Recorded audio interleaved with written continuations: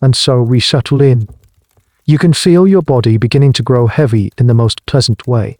In our time together tonight, there is nothing to examine, nothing to understand, only the gentle rhythm of a story, the story of a life, balanced on the very edge of its beginning. A story about the single most dangerous day anyone ever experienced, a day that every single one of our ancestors, somewhere down the line, managed to survive. Before we drift too far, if you feel a connection to this place, you're welcome to leave a quiet like or subscribe.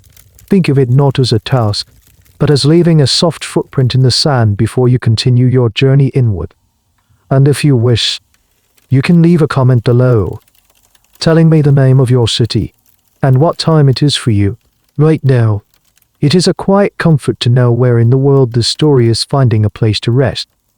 Alright, let the shadows in your room grow long and soft. Maybe you can hear the faint sound of your own breathing. And together, let's allow the story to begin. The world for you has become very, very small. It is contained within the forgotten dark walls of your small home. The air is thick with the familiar scent of wood smoke, damp earth, and the faint, dusty smell of dried herbs hanging from the rafters. A single, low doorway leads out into the world, but you haven't passed through it in days.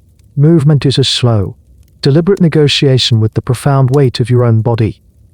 You are a ship heavy in the water, waiting for the tide to turn.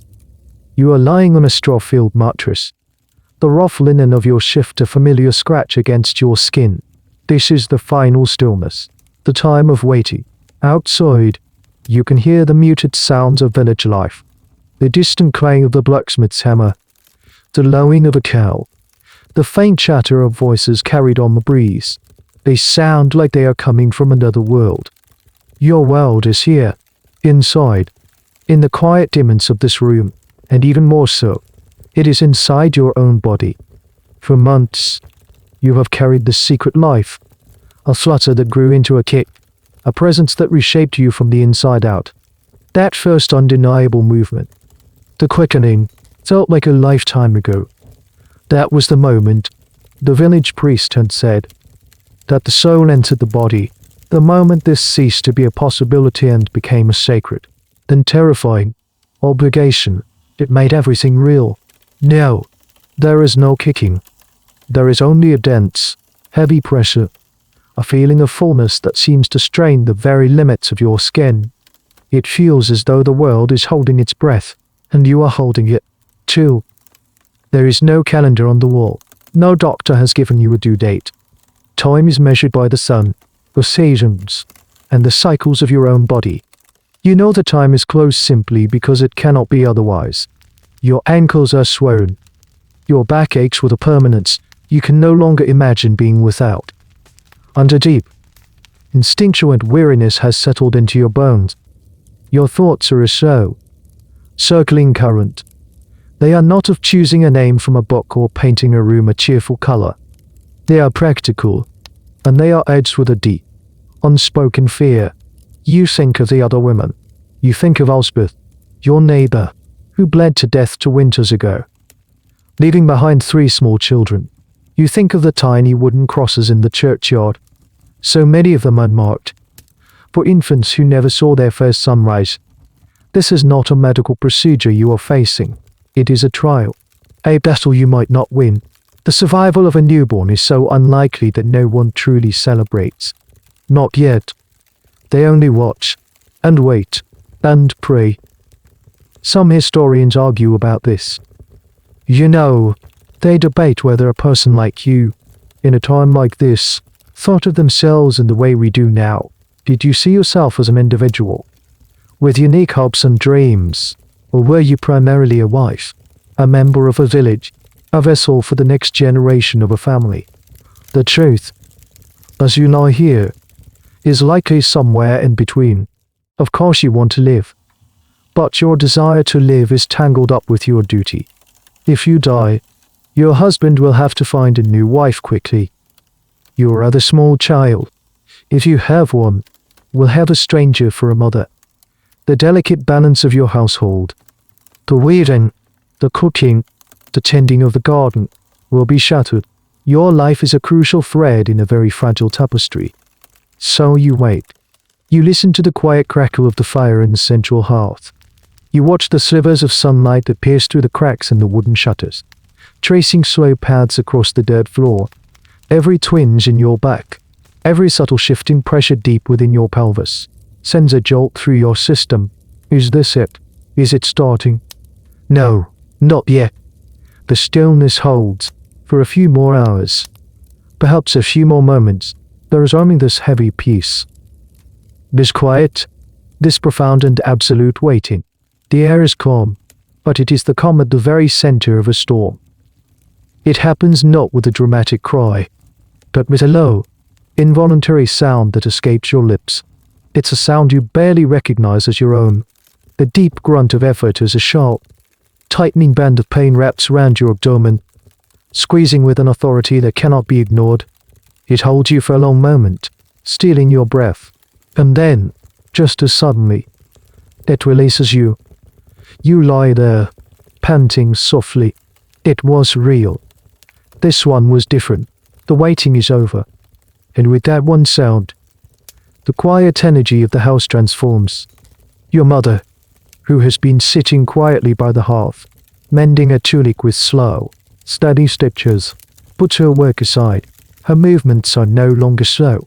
There is a new purpose in her eyes. She gets to her feet, and without a word, she walks to the single wooden shutter covering the small window. She pushes it shut, plunging the room into a deeper gloom. The slivers of daylight are gone, replaced by the flickering, dancing light of the fire. This is the beginning of the preparation, the creation of the sacred space, the birthing chamber. This room, which just moments ago was simply the main room of your small house, is now being sealed off from the world. Your younger sister comes in, her arms laden with heavy wool blankets, the ones usually reserved for the coldest nights of winter. She doesn't hang them for wool. She begins meticulously draping them over the closed shutter and against the door, securing them with wooden pegs driven into the top walls. Every crack, every seam through which light, or something else, could enter, is being covered. This isn't just about privacy. It's an ancient, deeply held belief. An open door, an uncovered window, even a keyhole, is an invitation, not for a nosy neighbor, but for malicious spirits, for the restless fly, for the devil himself, all of whom, it is believed, are drawn to the profound vulnerability of birth. They might try to snatch the baby's soul, or twist its limbs, or sell your milk. So the room is sealed. You watch as your mother takes a bundle of rags and methodically stuffs them into the keyhole and along the bottom of the doorframe. The sounds of the village, already distant, are now muffled into an almost complete silence. The only sounds left are the crackle of the fire and the sound of your own breathing. The space is now officially a woman's world, a feminine fortress. Any male presence is seen as unlucky, even dangerous. Their energy is wrong for this space. Their presence an intrusion almost sacred. Mysterious work of creation. You hear your mother's sharp, low voice at the door, and then the sound of your husband's footsteps fading away outside. You will not be allowed back in. Not until it is all over, one way or another. His role is now to wait outside, to pray, perhaps to bribe a saint with the promise of a candle, but his physical presence is forbidden. A pot of water is set to boil over the fire, not for sterilization. No one here has ever conceived of such a thing. Germs and bacteria are a mystery for a future you cannot imagine. The water is for warmth, for washing away the blood, for making herbal infusions. Your strom atlas is covered with a layer of old, soft linen, worn thin from years of use. It's the cleanest cloth you own, saved for this very purpose. Everything is being made ready. You are now in a space run entirely by women. For the next hours, or days, their word is law, the authority of your husband, of the village priest, of the local lord, stops at that sealed door.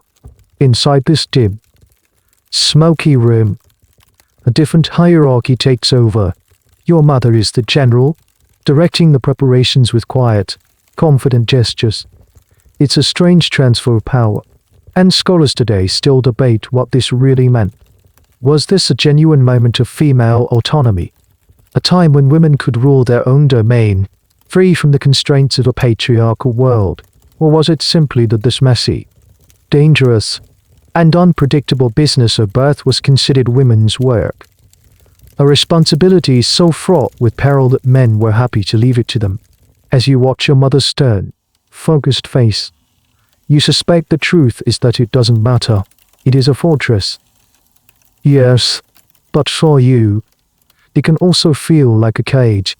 You are at the center of it all, the reason for this flurry of activity, and yet you have never felt less in control of your own body.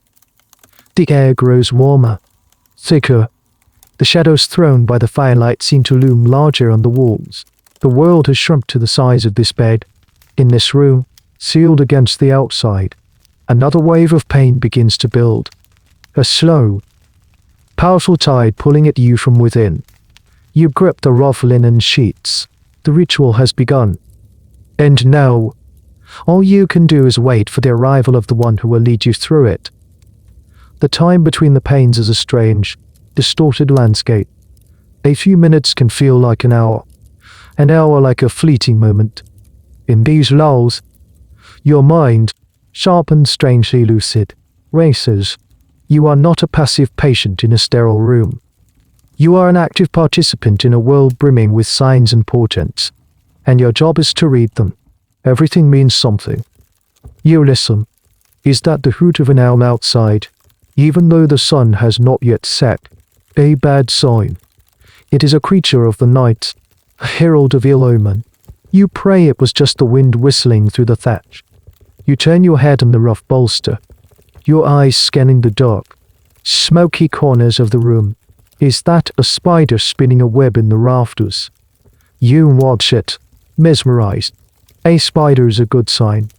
It represents patience, creation, the careful weaving of a new life. A small knot of tension in your chest loosens. Perhaps all will be well. This is not superstition in the way we think of it now, a silly belief to be dismissed. For you, this is the fabric of reality. The physical world and the spiritual world are not separate. They are deeply, intricately intertwined. Your body is a microcosm of the universe, and the great forces of nature and divinity are playing out their drama within you. Your impending labor is a spiritual battleground, and you are looking for any sign of which side might be winning. You remember the old woman, Agnes, who lives at the edge of the woods. Just a month ago, you brought her a small basket of eggs. In return, she looked at your hands, your face, the way you carried the weight in your belly. She told you it would be a boy, because the baby was riding low and you had a glow about you. She also told you to eat rosemary for courage and to avoid looking at rabbits, lest the child be born with a split lip. You have followed her advice to the letter. You haven't eaten rabbits since, and you now chew on a sprig of dried rosemary your mother has given you. Its piney, medicinal taste filling your mouth. You think back further. Was the conception of this child timed with the waxing moon? Everyone knows a waxing moon brings growth and strength, while a waning moon brings weakness and decline. You tried to remember the phase of the moon all those months ago.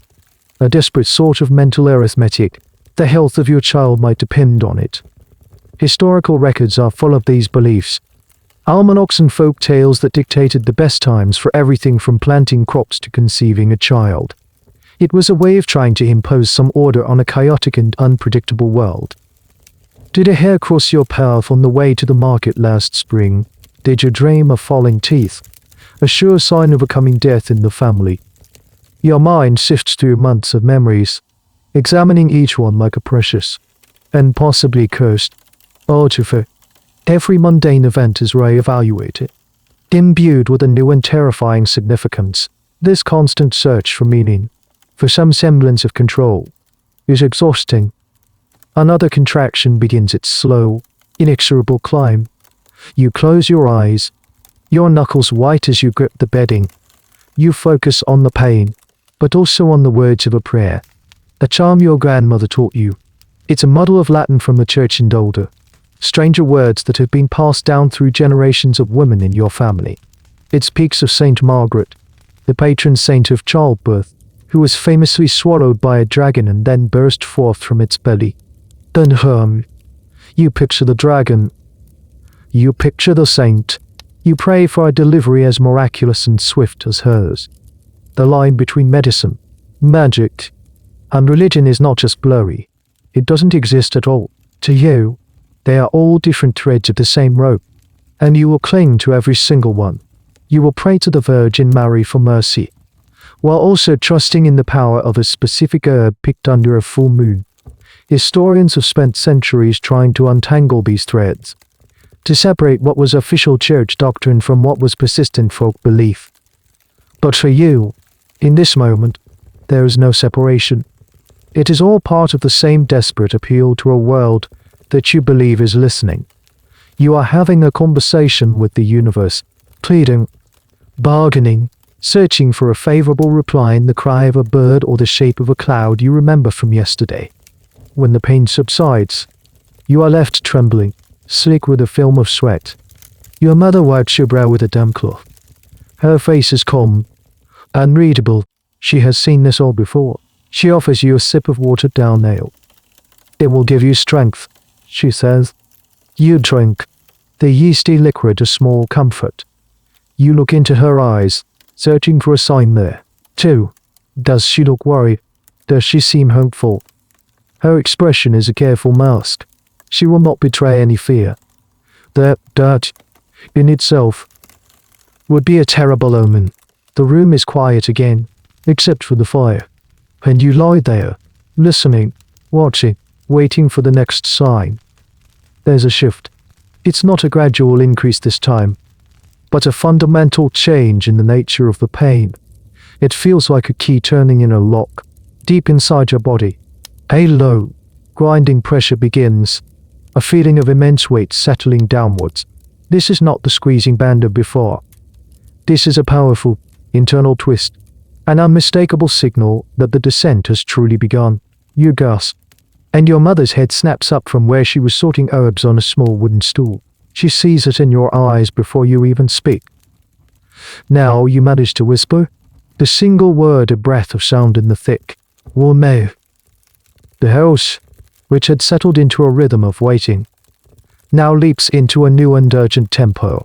Your mother moves to the door, her hand pulling at the wooden peg that holds the blankets in place.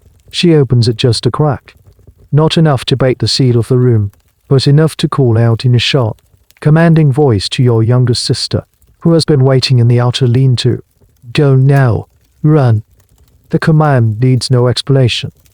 Your sister is already gone, her bare feet pounding on the packed earth of the village path. There is only one place she could be going, one person she could be fetching. The race has begun. I race against the baby, which is now making its own inexorable journey into the world. I race against the sun, because a birth that stretches into the night is considered far more perilous, and a race against your own stamina, which is a finite and precious resource. You hear the muffled sounds of activity from outside the sealed room. Your husband's anxious voice, asking a question. Your father's deeper rumble, offering a clipped response. Hey neighbor, hearing the commotion, calls out. The news is spreading through the tightly packed cluster of houses that make up your village. Another woman is in her time. It is a moment of communal tension. Every woman who hears the news will pause, say a silent prayer, and remember her own ordeal, or anxiously anticipate a future one. Every man will feel a familiar knot of dread. This is not a private medical event. It is a public crisis, unfolding behind a single, sealed door. Inside the room, the atmosphere is all focus. Your mother gives you a small, hard piece of wood to bite down on. For the pain, she says simply. She checks the supplies laid out on a clean cloth near the hearth. Bundles of dried herbs, a small jar of goose grease, a pile of soft, clean rags, and a sharp-looking knife that is normally used for gutting fish. Its presence is a stark and terrifying reminder of the possibilities of what is to come. The pain comes again. Stronger this time. A great, rolling wave that picks you up and carries you with it. You are no longer in control. Your body has been taken over by a force of nature, as powerful and indifferent as a river in flood. You cry out, the sound muffled by the wood between your teeth. When the wave recedes, you are left gasping, your hair plastered to your forehead with sweat. How long can this go on? It's a question no one can answer. Some neighbors, they say, are over in a few hours. The baby slipping out as easily as a ripe fruit from a tree. Others can last for days, a grueling, knife-draining marathon that leaves the mother a hollowed-out shell. Too weak to push, too weak to live. You have heard the stories. Everyone has. Stories of babies turned the wrong way, cross births, that were an almost certain death sentence for both mother and child. Stories of women who simply stopped. Their bodies gave out. The great engine of labor sputtering to a halt with the baby trapped, faintly, between two worlds. There is a historical debate here, a grim one. Did people in this era become desensitized to death? Especially the death of women and infants, because it was so common? Or did the frequency of loss make each potential death even more terrifying? Looking at your mother's face, etched with worry but resolute in its purpose, you know the answer. There is no numbness here. The fear is real because the risk is real. The loss of a child, or a wife, or a daughter, would be a wound that might scar over but would never truly heal. They just had fewer ways to stop it from happening. All they had was experience, prayer, and the hope that the runner, your sister, would be fast enough. Every minute that passes feels like a gamble. The stakes getting higher with each breathtaking, body-racking surge of pain. You don't have a clock to measure the passing of time, only the rhythm of your own body. You count the contractions. 3 more have passed since your sister left, each one a deeper, more profound wave of pressure than the last. You exist in a strange, timeless space between them, a place of hazy exhaustion and sharp, focused anticipation. It feels like an eternity. Then, you hear it. A new sound from outside. A voice. Low and calm, but carrying an unmistakable air of authority. It is a woman's voice, but different from your mother's. Deeper, more weathered. The blankets over the door are pulled aside just enough for a figure to slip through, and the room seems to fill with her presence. This is the midwife.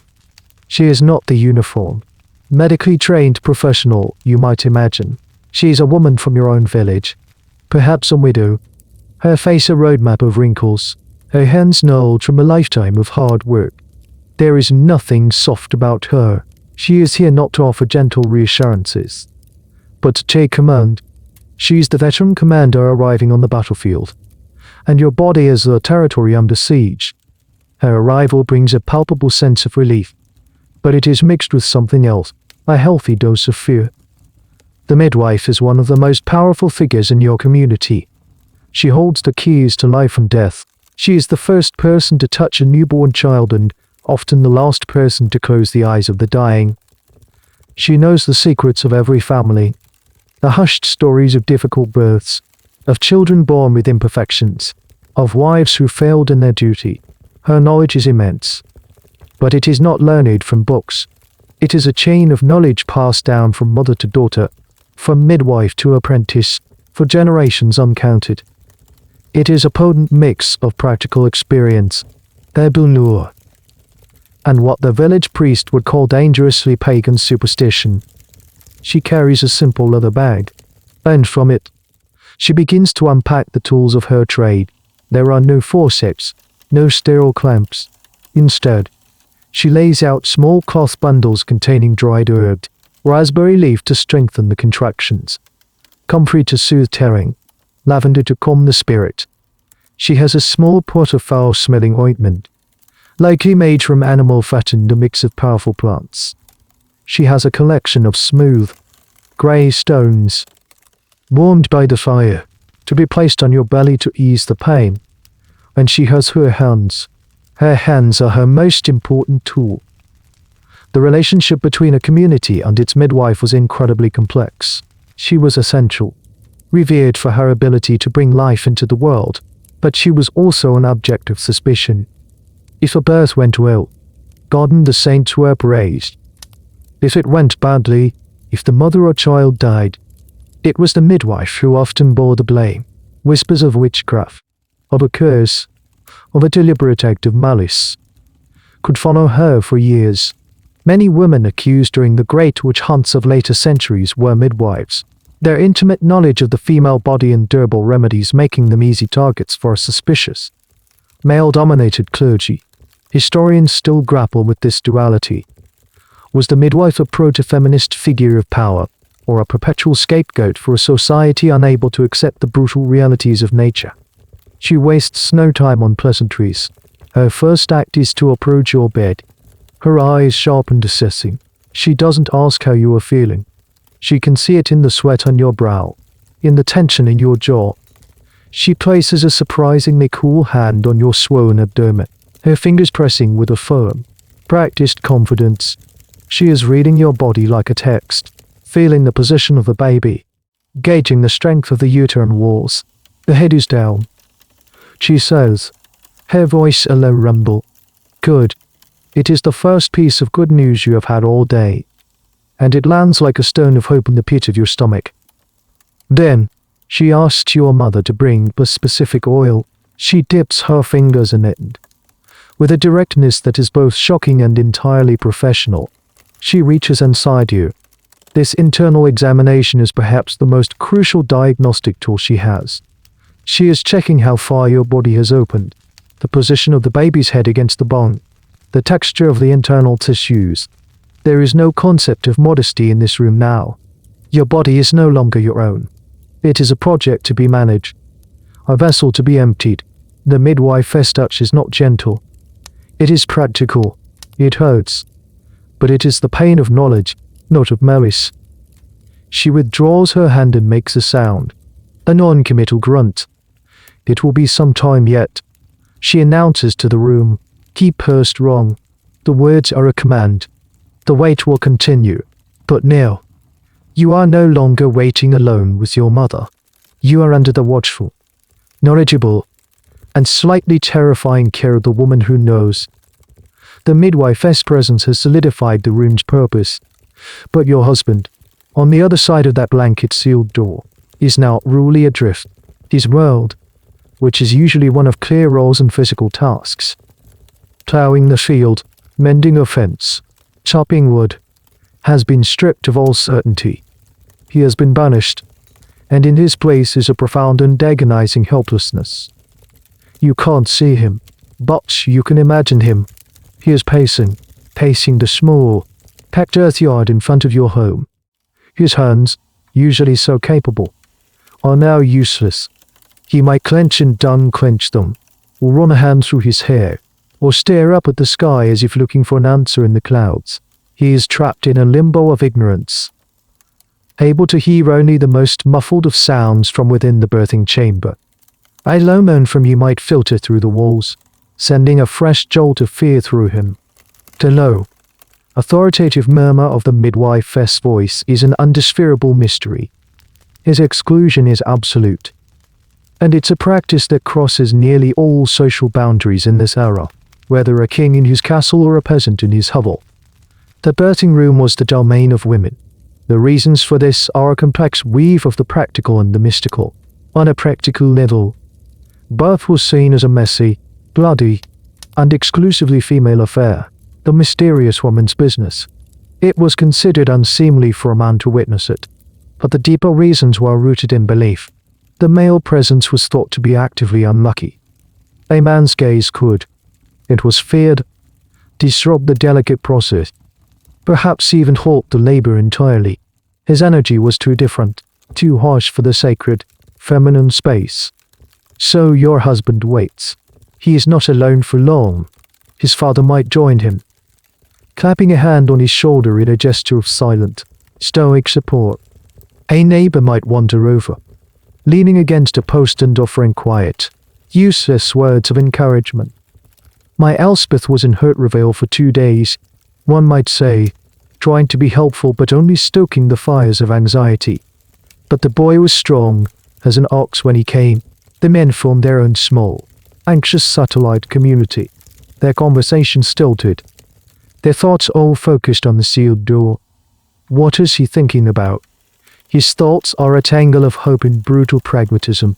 He is praying for you, for his wife, but he is also praying for a son. A son means an heir, an extra pair of hands to work the land, the continuation of his family name. A daughter is a different calculation altogether. A daughter is another mouth to feed, and one who will eventually need a dowry. A drain on the family's meager resources. Of course, he would love a daughter, but a son is a form of wealth. The gender of this unseen, unborn child has the power to drastically alter the future of your small family. But, underneath that, there is a colder, more terrifying calculation at play. One he would never speak aloud. He is thinking about the possibility of your death. If you die, what does he do? Grief would be real and profound. But survival is paramount. He would need a new wife, and quickly, who would cook, who would manage the chickens, who would raise your other children. His survival, and that of his household, depends on a woman's labor. He might already be subconsciously scanning the village in his mind. The unmarried daughters, the young widows. It sounds callous to our modern ears, but it is the grim reality of a world with no safety net. The household was an economic unit, and you are its central, irreplaceable cog. If that cog breaks, it must be replaced. Historians debate the emotional landscape of medieval marriage. Were they purely practical arrangements, or was there deep affection and romantic love as we know it? The evidence suggests both. While marriages were often strategic, genuine bonds of love and companionship were common. So his fear is likely to fold. The fear of losing his partner, the woman he shares his bed and life with, and the fear of the utter chaos or death would unleash upon his world. A sharp cry from within the house cuts through the air. All conversation in the yard stops. The men look at the door, their faces tense. Is it a cry of pain, a cry of progress, a cry of despair? They have no way of knowing. He takes a step toward the door, his hand half raised as if to knock, to demand entry, to do something, but he stops. He knows he cannot. He is powerless. All he can do is wait. And listen to the terrifyingly ambiguous sounds of life and death being negotiated by the woman on the other side of the wall. Inside the sealed room, the midwife has established her command center near the hearth. She is not a woman of wasted movements. Every action is precise, rooted in a deep well of experience. She dips a cloth in warm, herb-infused water and hands it to your mother. Wipe her face. Keep her cool.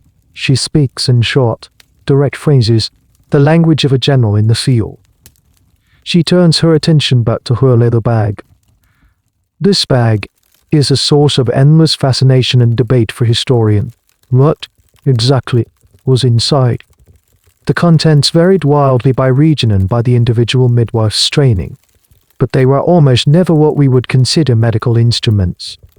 Her bag is a portable apothecary, a collection of nature's remedies and humanity's hopes, gathered from fields, forests, and generations of trial and error. She pulls out a small, tightly wrapped bundle of dried raspberry leaves. She crumbles a few into a wooden cup and gestures for your mother to pour hot water over them. This is one of the most common and historically consistent tools in the midwife's arsenal. For centuries, women have used raspberry leaf tea to strengthen and tone the uterus, believing it makes contractions more effective and the second stage of labor faster. You are propped up and given the bitter, earthy liquid to sip. It's raw, and whether it's the herbs or the simple act of being cared for, you feel a slight calming effect. Next, she unwraps a small, greasy pot. The smell is pungent and strong. A mix of lanolin, comfrey, and something else, something vaguely floral like lavender. This is for later. This is for the inevitable tearing. She knows the passage is narrow and the force is great. This ointment, she believes, will help soothe the torn skin and, she hopes, prevent the bad humors from entering the wound. The concept of infection is still centuries away, but the empirical evidence is clear. Some wounds heal cleanly, while others fester and lead to a deadly fever. This grease is her best defense against it. There is no stitching, no antiseptic, just this ointment and a prayer. And then there are the stranger items. She pulls out a small, smooth stone with a hole worn through the center. It's a holy stone, a charm of immense power, found in a field or by a river. She will place this on your belly later, believing it will absorb the pain and ward off evil. She also has a small, dried piece of what looks like leather, tied with a red string. This, she might whisper, is a piece of an eagle's skin, a creature of power and high flight, meant to help the baby fly from the womb. It's this combination of the practical and the magical that defines her work. Some of her herbal remedies, like the raspberry leaf, had genuine pharmacological effects that modern science can now explain. Others, like the eagle's skin, worked on a different level entirely. They were tools of psychological comfort, placebos that gave a terrified, laboring woman a focal point for her hope, a tangible sign that powerful forces were being marshaled on her behalf. Academics often argue about where to draw the line. Was this medicine, or was this magic? The midwife herself would not have seen a distinction. To her, healing was a holistic practice that involved treating the body and the spirit as one. An herb could work on the flesh, while a charm worked on the soul. Both were essential for a successful outcome. She is also a master of physical manipulation. She watches you writhe through another contraction and sees that you are fighting it, your body tensing against the pain. Breathe with it. Girl, she says, her voice firm but not unkind. Don't fight the wave, ride it. She shows you how. Taking a deep, grunting breath herself, she encourages your mother to rub your lower back, applying deep, firm pressure to the source of the aching. She is using massage, positioning, and breathing techniques, tools that are still central to midwifery today. Her hands, you notice again, are not soft, they are calloused and strong. She uses them to press on your abdomen, to feel the position of the baby, and, in some cases, to perform the dangerous and sometimes life-saving procedure of an external version, manually turning a baby in the womb from the outside. It's an incredibly risky maneuver, one that could cause the placenta to detach or rupture the uterus. But in the case of a breech or transverse baby, it was often the only hope. Her knowledge is purely tactile. It lives in her fingertips. She has learned the feel of a baby's head, the sharp angle of an elbow, the soft curve of a bottom, all through the wall of skin and muscle. In this moment, her hands contain more knowledge about your body than anyone else in the world. Just as you feel you are settling into a grim rhythm with the midwife and your mother, the blanket over the door is pushed aside again. A small group of women slips into the already crowded, smoky room, bringing with them a gust of outside air and a new, more chaotic energy. These are your neighbors, your cousins, your husband's sisters. In this time and place, they are known by a peculiar name, the gossips. Today, the word gossip means the idle, often malicious, chatter about other people's lives, but its origins are far more profound. The word comes from the Old English god CBB, meaning a sponsor in God. It originally referred to a godparent, a person spiritually related to you and your child. Over time, it came to describe the close female friends and relatives invited to attend a birth. A woman's siblings in God who would support her and act as witnesses to the event. Their presence here is not an intrusion. It is a social and religious obligation.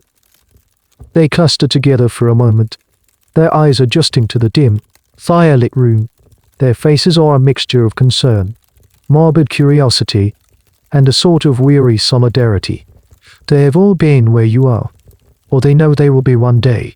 They bring with them small gifts, a loaf of bread, a small pot of broth, a clean piece of linen. These are not just gestures of kindness. They are part of the intricate social web that ensures survival in the village. You help your neighbor in her time of need, because you know you will need her help in yours. The women quickly find their roles. One takes over the task of keeping the fire fed, ensuring the room stays warm. Another takes the cup from your mother's hand and begins to gently moisten your lips with a damp cloth between contractions. A third begins to murmur prayers in a low, rhythmic chant, a constant background hum of supplication. This is the chorus. They are here to create a wall of female energy around you, to support you, and to witness the birth. The act of witnessing is crucial. In an age with no official birth certificates, the testimony of the gossips was the only legal proof that a child was born, that it was born alive, and that it was the legitimate offspring of its father.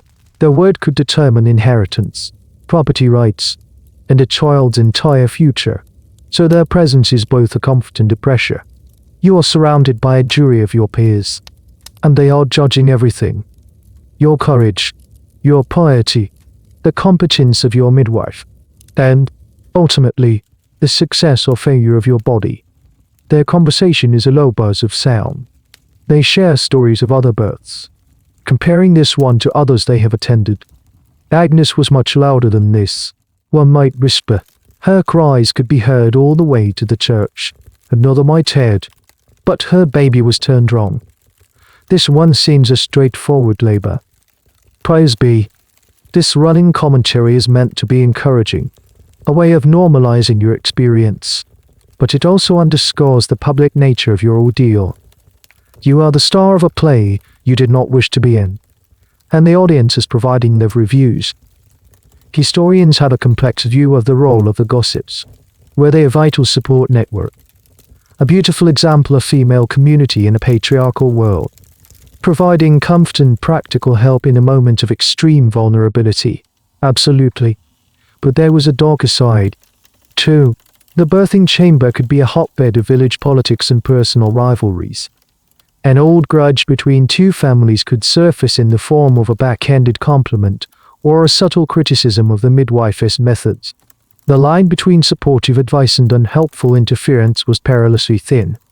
Imagine a dozen of your relatives and neighbors, all with strong opinions, offering contradictory advice while you are in the throes of the most intense pain of your life. You should walk around, one insists. No, she must lie on her back. Another counters. Give her more of that ale.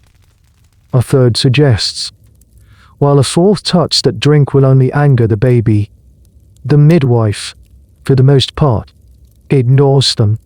She is the undisputed authority here, and she moves through their chatter with a serene indifference.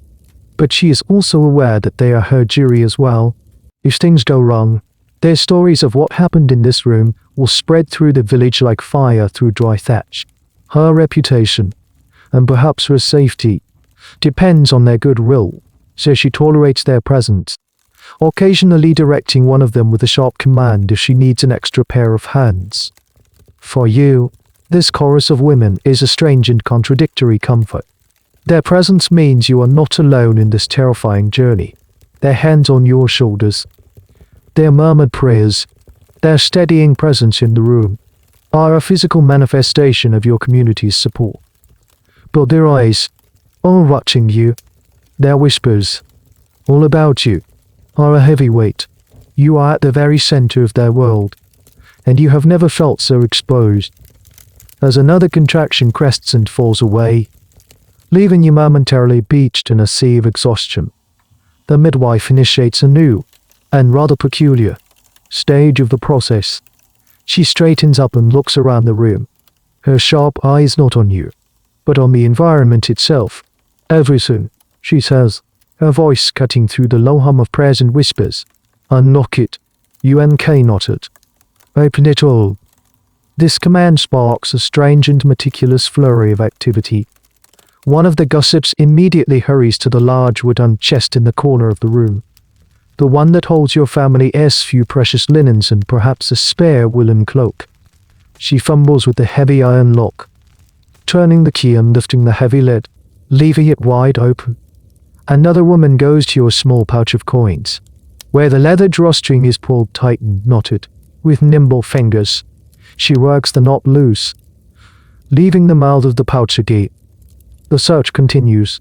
Your mother goes to your husband's fishing nets, tiled in a corner, and begins painstakingly undoing every single knot her fingers can find. Your own hair, which was hastily braided to keep it out of your face, is gently unplaited by a cousin, its strands now hanging loose and damp with sweat against your neck. Every rope, every braid, every shutter latch, every door bar, every single thing in the house that is tied, locked, or barred is being systematically undone. This is a powerful and deeply ingrained form of sympathetic magic. The core belief is simple and potent. The state of the world outside your body mirrors the state of the world inside. A knot in a rope corresponds to a blockage in the womb. A locked chest reflects a cervix that will not open. To create a smooth, open path for the baby to enter the world, you must first create a smooth, open path in your immediate environment. Your body and your home are not separate entities. They are a single, interconnected system, and a blockage in one creates a blockage in the other. This wasn't just a fringe peasant belief. It was remarkably widespread, found in manuscripts and medical texts from across Europe. The famous 11th century female physician, Trota of Salerno, whose medical writings were influential for centuries, specifically advised that in a difficult labor, all knots should be untied and all doors unlocked. It was a practice that sat comfortably alongside herbal remedies and physical manipulations. As you lie there, you are the still center of this strange ritual. You watch as the women move through the dim, smoky room like silent priestesses, performing their sacred, unbinding tasks. Even the midwife pauses her direct work on you to ensure her instructions are being followed. She sends one of the younger women outside with a sharp command. Check the gate to the yard, unloose it, and tell the men to you and knot their bootlaces. The magic cannot be confined to this room. It must extend to the entire property. It's easy for us to dismiss this as pure superstition, but for you, it is a profound act of intervention. The feeling of helplessness in the face of labor's overwhelming power is immense. This ritual provides a sense of agency, a way for everyone in the room to do something, to actively participate in your struggle. As you watch your mother's determined fingers working at a stubborn knot in a piece of twine, you feel as though she is working on the knot of pain deep inside you. It is a physical manifestation of their collective will, a focused effort to clear the path for your child. And here lies a fascinating point of academic debate. Was this practice purely magical, or did it have a psychological, and therefore physiological, effect? Some historians and medical anthropologists argue that the act of seeing your environment being systematically opened and cleared could have had a powerful calming effect on a laboring woman. The ritual's focus and purpose could reduce anxiety and fear. And since we now know that extreme stress can produce hormones that actually slow or stall labor, it's entirely plausible that this magical unbinding could have had a real, tangible effect. By calming your mind, it might have allowed your body to relax, to stop fighting the process, and to, quite literally, open up. So you lie there, your hair unbound, the lid of the chest open, the drawstrings all loosened. The room is now in a state of deliberate, symbolic openness. Everything is ready. Everything is waiting. The unbinding is complete. Now, the logic dictates. Your body must follow suit. Another contraction begins to build, and this time, you try to imagine the path being clear, the knots within you dissolving, just like the ones in the room around you. The midwife has been watching you, a hawk studying its prey. She sees the subtle shift in your posture, hears the change in the pitch of your groans. The sounds you make are becoming deeper, more primal, less a cry of pain and more a grunt of involuntary effort. She knows the time has come. The stage of waiting is over. The stage of work is about to begin. It is time, she announces. Bring the stool. Two of the stronger gossips move to the corner of the room and retrieve a piece of furniture that has been waiting patiently for this moment. It's the birthing stool. It's not a medical device so much as a piece of household carpentry, passed down through generations. It is low to the ground, made of dark, heavy wood, and its most notable feature is its shape. It looks like a small, three-legged chair with the center of the seat completely cut out, creating a U shape. It's a simple, rugged, and incredibly practical design, with great effort. Supported by your mother on one side and the midwife on the other, you are heaved off the relative comfort of the straw mattress and onto your feet. The weight of your own body is staggering, and the pressure in your pelvis intensifies tenfold now that you are upright. Your legs tremble, weak and unreliable. You are half walked, half dragged the few steps to the stool and carefully lowered onto it. The position feels incredibly strange and exposed. Your back is supported by one of the gossips, her arms wrapped around your chest from behind, her body a living backrest. Your mother kneels in front of you, holding your hands, her grip a lifeline in a storm of pain. The midwife positions herself on a low stool directly in front of you, her view now unimpeded. You are no longer lying down, passively enduring the contractions. You are now an active participant, positioned in a way that is both ancient and biomechanically sensible. For millennia, women across the world gave birth not on their backs, but in upright positions, squatting, kneeling, or sitting on a stool like this one, lying on one's back. A position that became standard in Western medicine only in the last few centuries, some say for the convenience of male doctors, actually works against the body's natural impulses. The upright position you are in now allows gravity to do its work. It helps the baby descend. It can make contractions more efficient, and it can even widen the pelvic opening, creating more space for the baby to pass through. The midwife may not have known the precise anatomical reasons, but she knew from generations of experience that it worked. But it is not an easy position to maintain. It is an ordeal. The hardwood of the stool presses into your thighs. Your entire body is tense, focused on the great, downward-bearing effort that is now consuming you. The midwife's instructions become short, sharp commands. Push, she grunts, her voice timed with the peak of a contraction. Now, girl, bear down. You take a deep breath, hold it, and push with a force you did not know you possessed. It is a raw, animal effort that comes from the very core of your being. The chorus of women around you joins in. Their voices rise in a cacophony of encouragement. That's it, girl, push for the saints. God give you strength. It is overwhelming. A wall of sound and expectation pressing in on you.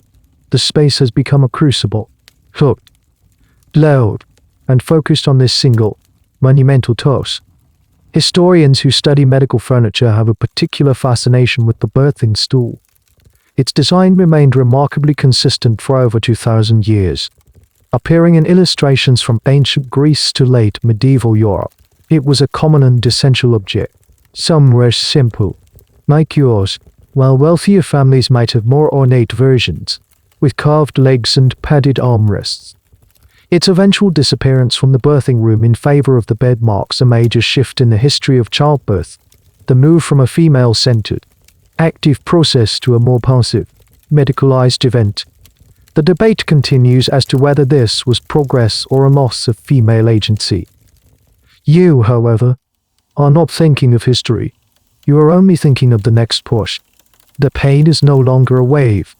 It is a solid, unyielding mountain that you must somehow move. Your vision narrows to a tiny pinpoint. The faces of the women around you blur. The only thing that is real is the midwife's face, looking up at you from below, her eyes intense, her expression unreadable, and the all-consuming, world-ending pressure to push. You are perched on this strange, open throne, the absolute queen of this small, sacred kingdom of pain. The work is harder than you could have ever imagined. Each push feels like it is tearing you apart from the inside, a monumental effort that yields an agonizingly small result. A feeling of despair begins to creep into the edges of your consciousness. Your strength is starting to fade. You sag back against the woman supporting you, your breath coming in ragged, shallow gasps. I can't. You whisper, the words barely audible. I can't do it. This is the moment the midwife has been waiting for. She has seen it 100 times before. The point where a woman's spirit begins to break. She knows that what is needed now is not just physical guidance, but a powerful intervention. She gives a sharp nod to your mother, who has been waiting for the signal. Your mother picks up a small, earthenware mug from the hearth, where it has been steeping. She brings it to your lips. "Drink," she commands. The liquid is warm and has a strange, acrid taste. It's a complex, bitter brew, and you can pick out the flavors of different herbs, some familiar, some strange. This is not the gentle raspberry leaf tea from before. This is a potion, a powerful concoction designed to give your body a violent, medicinal shove. The exact ingredients of these labor-inducing drinks are a subject of much historical research and speculation.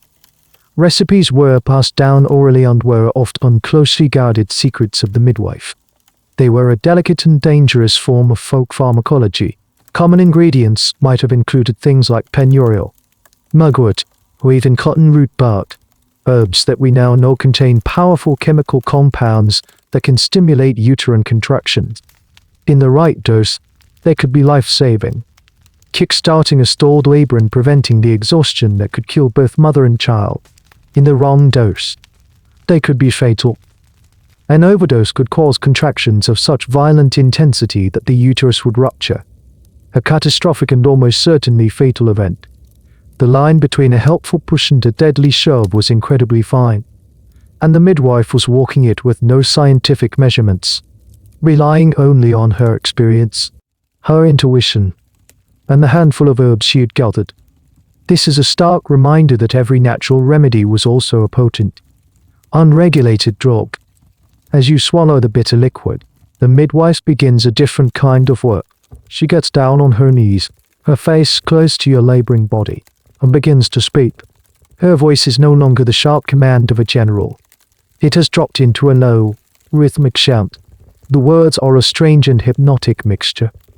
You can hear the familiar Latin phrases of a Pater Noster or an Ave Maria, the prayers of the Church, meant to invoke the mercy of God and the Virgin Mary. But woven between the lines of Latin are other words, older words, words that feel like they come from the earth itself, from a time before the church bells rang in the village square. She might be chanting a charm, invoking the names of pagan goddesses of fertility, or simply speaking a string of rhyming nonsense words that have been passed down for generations, their original meaning lost to time but their perceived power intact. Sat or potent operutis, she might murmur, reciting a famous magical word square that was believed to have protective powers. She might call on Saint Margaret to burst from the dragon's belly, or on Saint Felicity to grant you a swift delivery like one of her 7 sons. The seamless blending of Christian prayer and folk magic was the reality of medieval faith. For the midwife and the women in the room, there was no contradiction. You used every tool you had. You prayed to the saints for their intercession, and you recited the ancient charms to bind the forces of nature to your will. The combination is potent. The potion begins to take effect. A new, sharp intensity building in your room. The midwife's chanting voice fills the small space. A steady, hypnotic rhythm that seems to bypass your conscious mind and speak directly to the laboring animal your body has become. The academic world still debates the efficacy of such things. Was it the herbs? Or was it the power of suggestion from the incantation? Was it pharmacology or psychology? For you, in this moment, the question is irrelevant. You feel a new surge of energy, of fierce, chemically induced, and spiritually invoked power. You grip your mother's hands, take a deep breath, and as the potion and the prayer reach their crescendo, you bear down once more. But even that powerful, urban prayer-fueled push was not the final one. The baby has descended. You can feel it. A terrifying, immense pressure against your very bones. But it has not yet passed into the world. You are at an impasse. The midwife, seeing your exhaustion and the sheer, brutal effort that is yielding no result, knows that the ordinary tools have reached their limit. It is time to call for the ultimate intervention. It is time to appeal to a power far greater than her own. She looks over at the oldest woman in the room, a great aunt who has been sitting silently in the corner, holding a small, carved wooden box on her lap. The midwife gives a single, sharp nod. This is the moment. The old woman rises with a slow, solemn reverence and approaches you. The low chatter of the gossips dies away. The room falls into a hushed, expectant silence, broken only by your own ragged breathing. With trembling, deliberate fingers, the old woman unlatches the box. Inside, nestled on a bed of faded linen, is not a tool or but a long, narrow strip of cloth. It looks impossibly ancient, the color of old honey, and you can just make out the faint traces of what might have once been delicate embroidery along its edges. It smells of dust, and wax, and something else, the faint, sweet scent of old incense, the smell of a church. This is not just any piece of cloth. This is a relic. This is the girdle. This is a physical piece of the sacred, an object believed to have been touched by, but worn by, a holy person. And in the world of childbirth, no relics were more powerful than the girdles of female saints.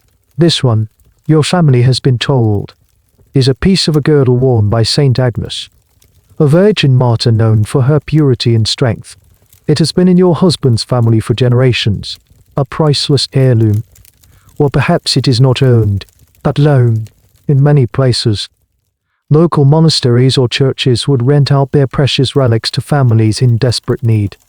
Your husband might have paid a small silver coin or promised a portion of his next harvest to the local abbot for the privilege of having this sacred object in your home for this single, critical day. The old woman lifts the cloth from its box with the utmost care. This is a direct line to heaven. The belief system is tangible, physical. The holiness of the saint, her power, her favor with God, is not just an abstract concept. It is believed to be imbued into the very fibers of the cloth she wore. By touching the cloth, you are, in a very real sense, touching the saint herself. You are making a direct, physical appeal for her help. The midwife takes the relic and approaches your straining body with a quiet prayer. She and your mother wrap the ancient strip of linen around your swollen abdomen, directly against your skin. The fabric is dry and surprisingly soft against your sweat-slicked body. The act is performed with the gravity of a coronation. You are being wrapped in holiness, girded for the final battle with a spiritual weapon. Historians and theologians have long debated the nature of belief in relics. Was it the object itself that was thought to contain the power, like a magical charm? Or was the object simply a focal point, a tool to help concentrate the faith of the believer, with the real power coming from God, through the intercession of the saint? For the clergy, the answer was always the latter. They insisted these were tools for prayer, not magic wands. But for you, in this moment of agony and desperation, the distinction is meaningless. The feel of that ancient, sacred cloth against your skin is a jolt of real, tangible hope. It is a promise that you are not alone in this fight. A powerful, heavenly ally has just physically joined your side. You can feel the collective sigh of relief from the women in the room. The ultimate weapon has been deployed. Their prayers now have a physical anchor, a direct conduit to the ear of the saint. You take a deep breath. The pain is still there, immense and overwhelming, but it is now tinged with something new, a profound sense of spiritual reinforcement. You are no longer just a woman struggling to give birth. You are a woman wrapped in the strength of a saint, and with her help, you feel you might just have the power for one more push. The combined power of the potion, the prayer, and the sacred girdle seems to gather inside you, coalescing into a single, overwhelming force. The space between contractions disappears. There is no longer a rhythm of pain and release, only a continuous, cresting wave of immense, agonizing pressure. This is the final descent. The time for encouragement, undurable remedies is over. This is now a matter of brute force and sheer will. Your body begins to push of its own accord. It is an involuntary, irresistible bearing down, a primal, Biological imperative that has completely taken you over. You are no longer in control. You are simply the vessel for this incredible, violent act of creation. A deep, guttural sound tears from your throat, a sound you have never made before, the sound of an animal straining at the very limits of its physical existence. The midwife is on her knees before you, her focus absolute, her calm, chanting demeanor is gone, replaced by a fierce, concentrated intensity. She is no longer just a guide, she is a catcher, a receiver, preparing for the most dangerous and delicate moment of the entire process. Her instructions are now sharp, one-word commands, bought to match your panting breaths. Push. Again. No. Go. No. The chorus of gossips falls silent. Their prayers have ceased. They are now just wide-eyed spectators, their hands clasped to their mouths. Their faces a mixture of awe and terror. They are witnessing the raw, unfiltered power of creation, and it is a terrifying and humbling sight. They lean in, a silent, human wall of witness around you. Your mother, still kneeling before you, has your hands in a grip of iron. Her knuckles are white, her face a mask of desperate concentration. She is trying to pour her own strength into you through her hands, her eyes locked on yours, willing you to endure. Just one more. She breathes, her voice hoarse. Just one more for me. The midwife's hands are now ready. She has coated them in the goose grease she prepared earlier, the sick ointment designed to ease the pathogen. She hopes to minimize the tearing of your skin. The skin, she knows, is stretching to its absolute limit, becoming paper thin under the immense pressure. A significant tear, a common and often unavoidable occurrence, could lead to a lifetime of pain, incontinence, or a fatal, unstoppable hemorrhage. Her goal is to gently stretch and support the tissue, to coax the opening to be as wide as possible, to make way for the crown of the head. I see it. One of the younger women cries out, her voice a sharp crack in the tense silence. I see the head. A new surge of adrenaline, born of terror and hope, floods your system. It is almost here. The end is in sight. The midwife's voice becomes even more urgent. Now a small push. Not too hard. Breathe. Girl, breathe. This is a critical, delicate moment. A push that is too strong now could cause the baby's head to emerge too quickly, causing a catastrophic tear. A push that is too weak could leave the head trapped, the shoulders unable to follow. It's an agonizing balancing act. You try to follow her instructions, to moderate a force that feels as uncontrollable as an earthquake.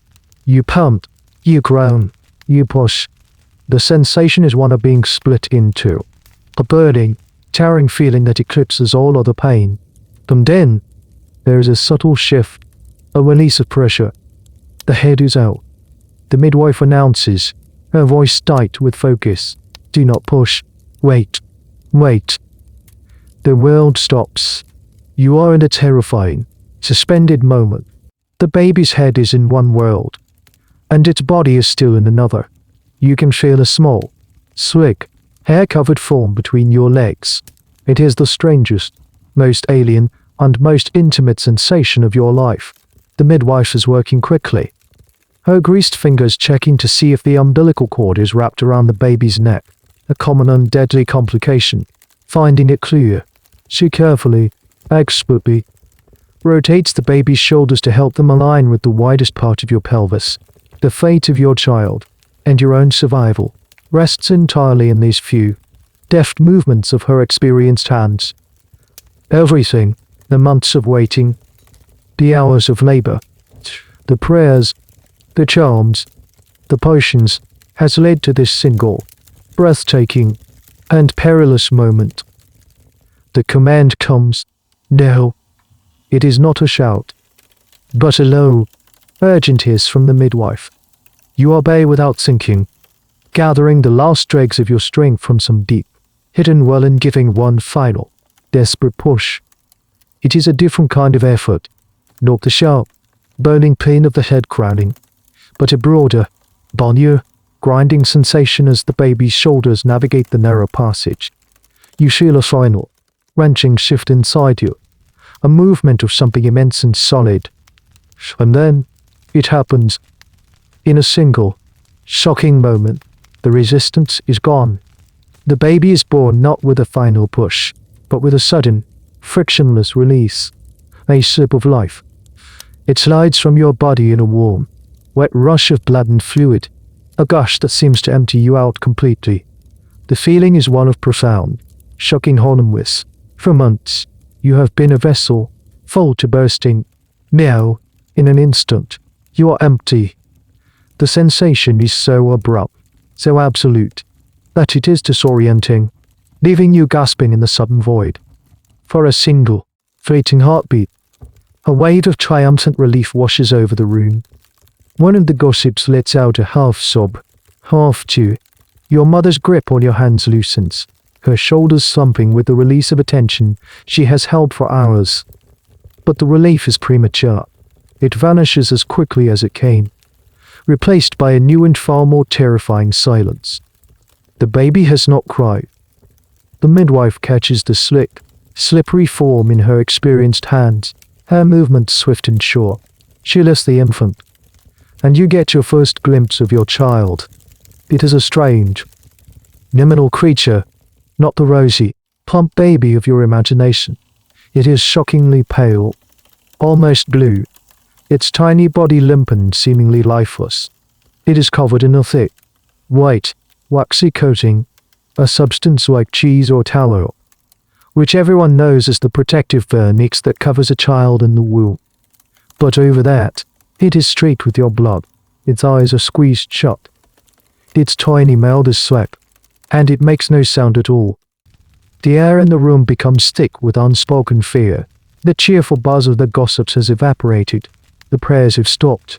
Every eye is fixed on the small, still form in the midwife's hands. This is the moment of greatest peril, the pivot upon which everything turned. A baby born silent is a baby hovering between the world of the living and the realm of the dead. You are slumped on the birthing stool, your body a trembling, hollowed out shell, watching this silent drama unfold as if through a thick fog. A question forms in your exhausted mind. Is it a boy or a girl? But the question is immediately shouldered aside by a much more urgent one. Is it alive? Historians and theologians still argue over this very moment.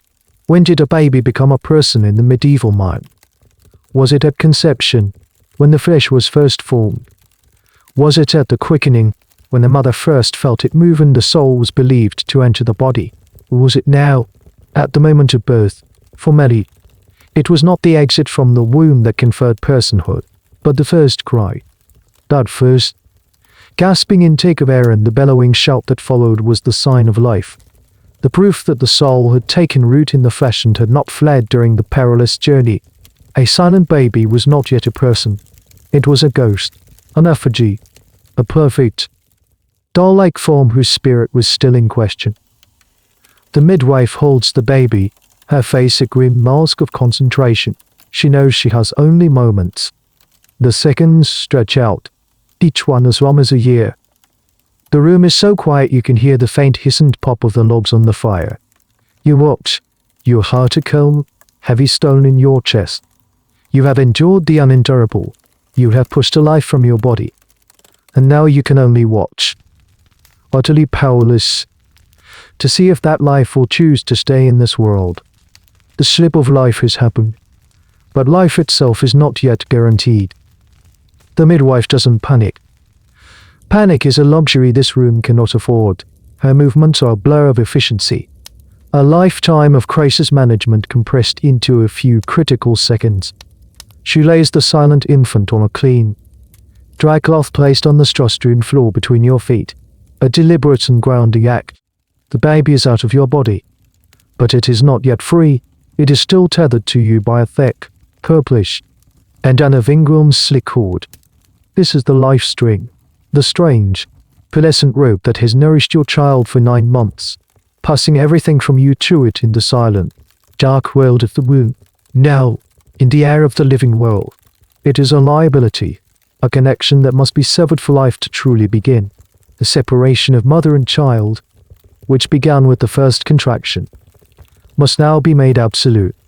The midwife reaches into her bag, not for a sterile clamp, but for two simple, mundane items.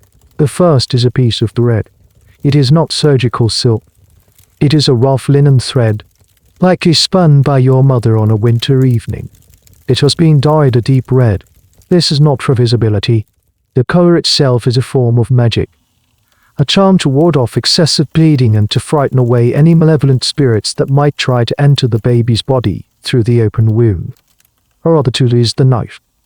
It's the same knife you saw earlier, the one used for scaling fish or cutting herbs.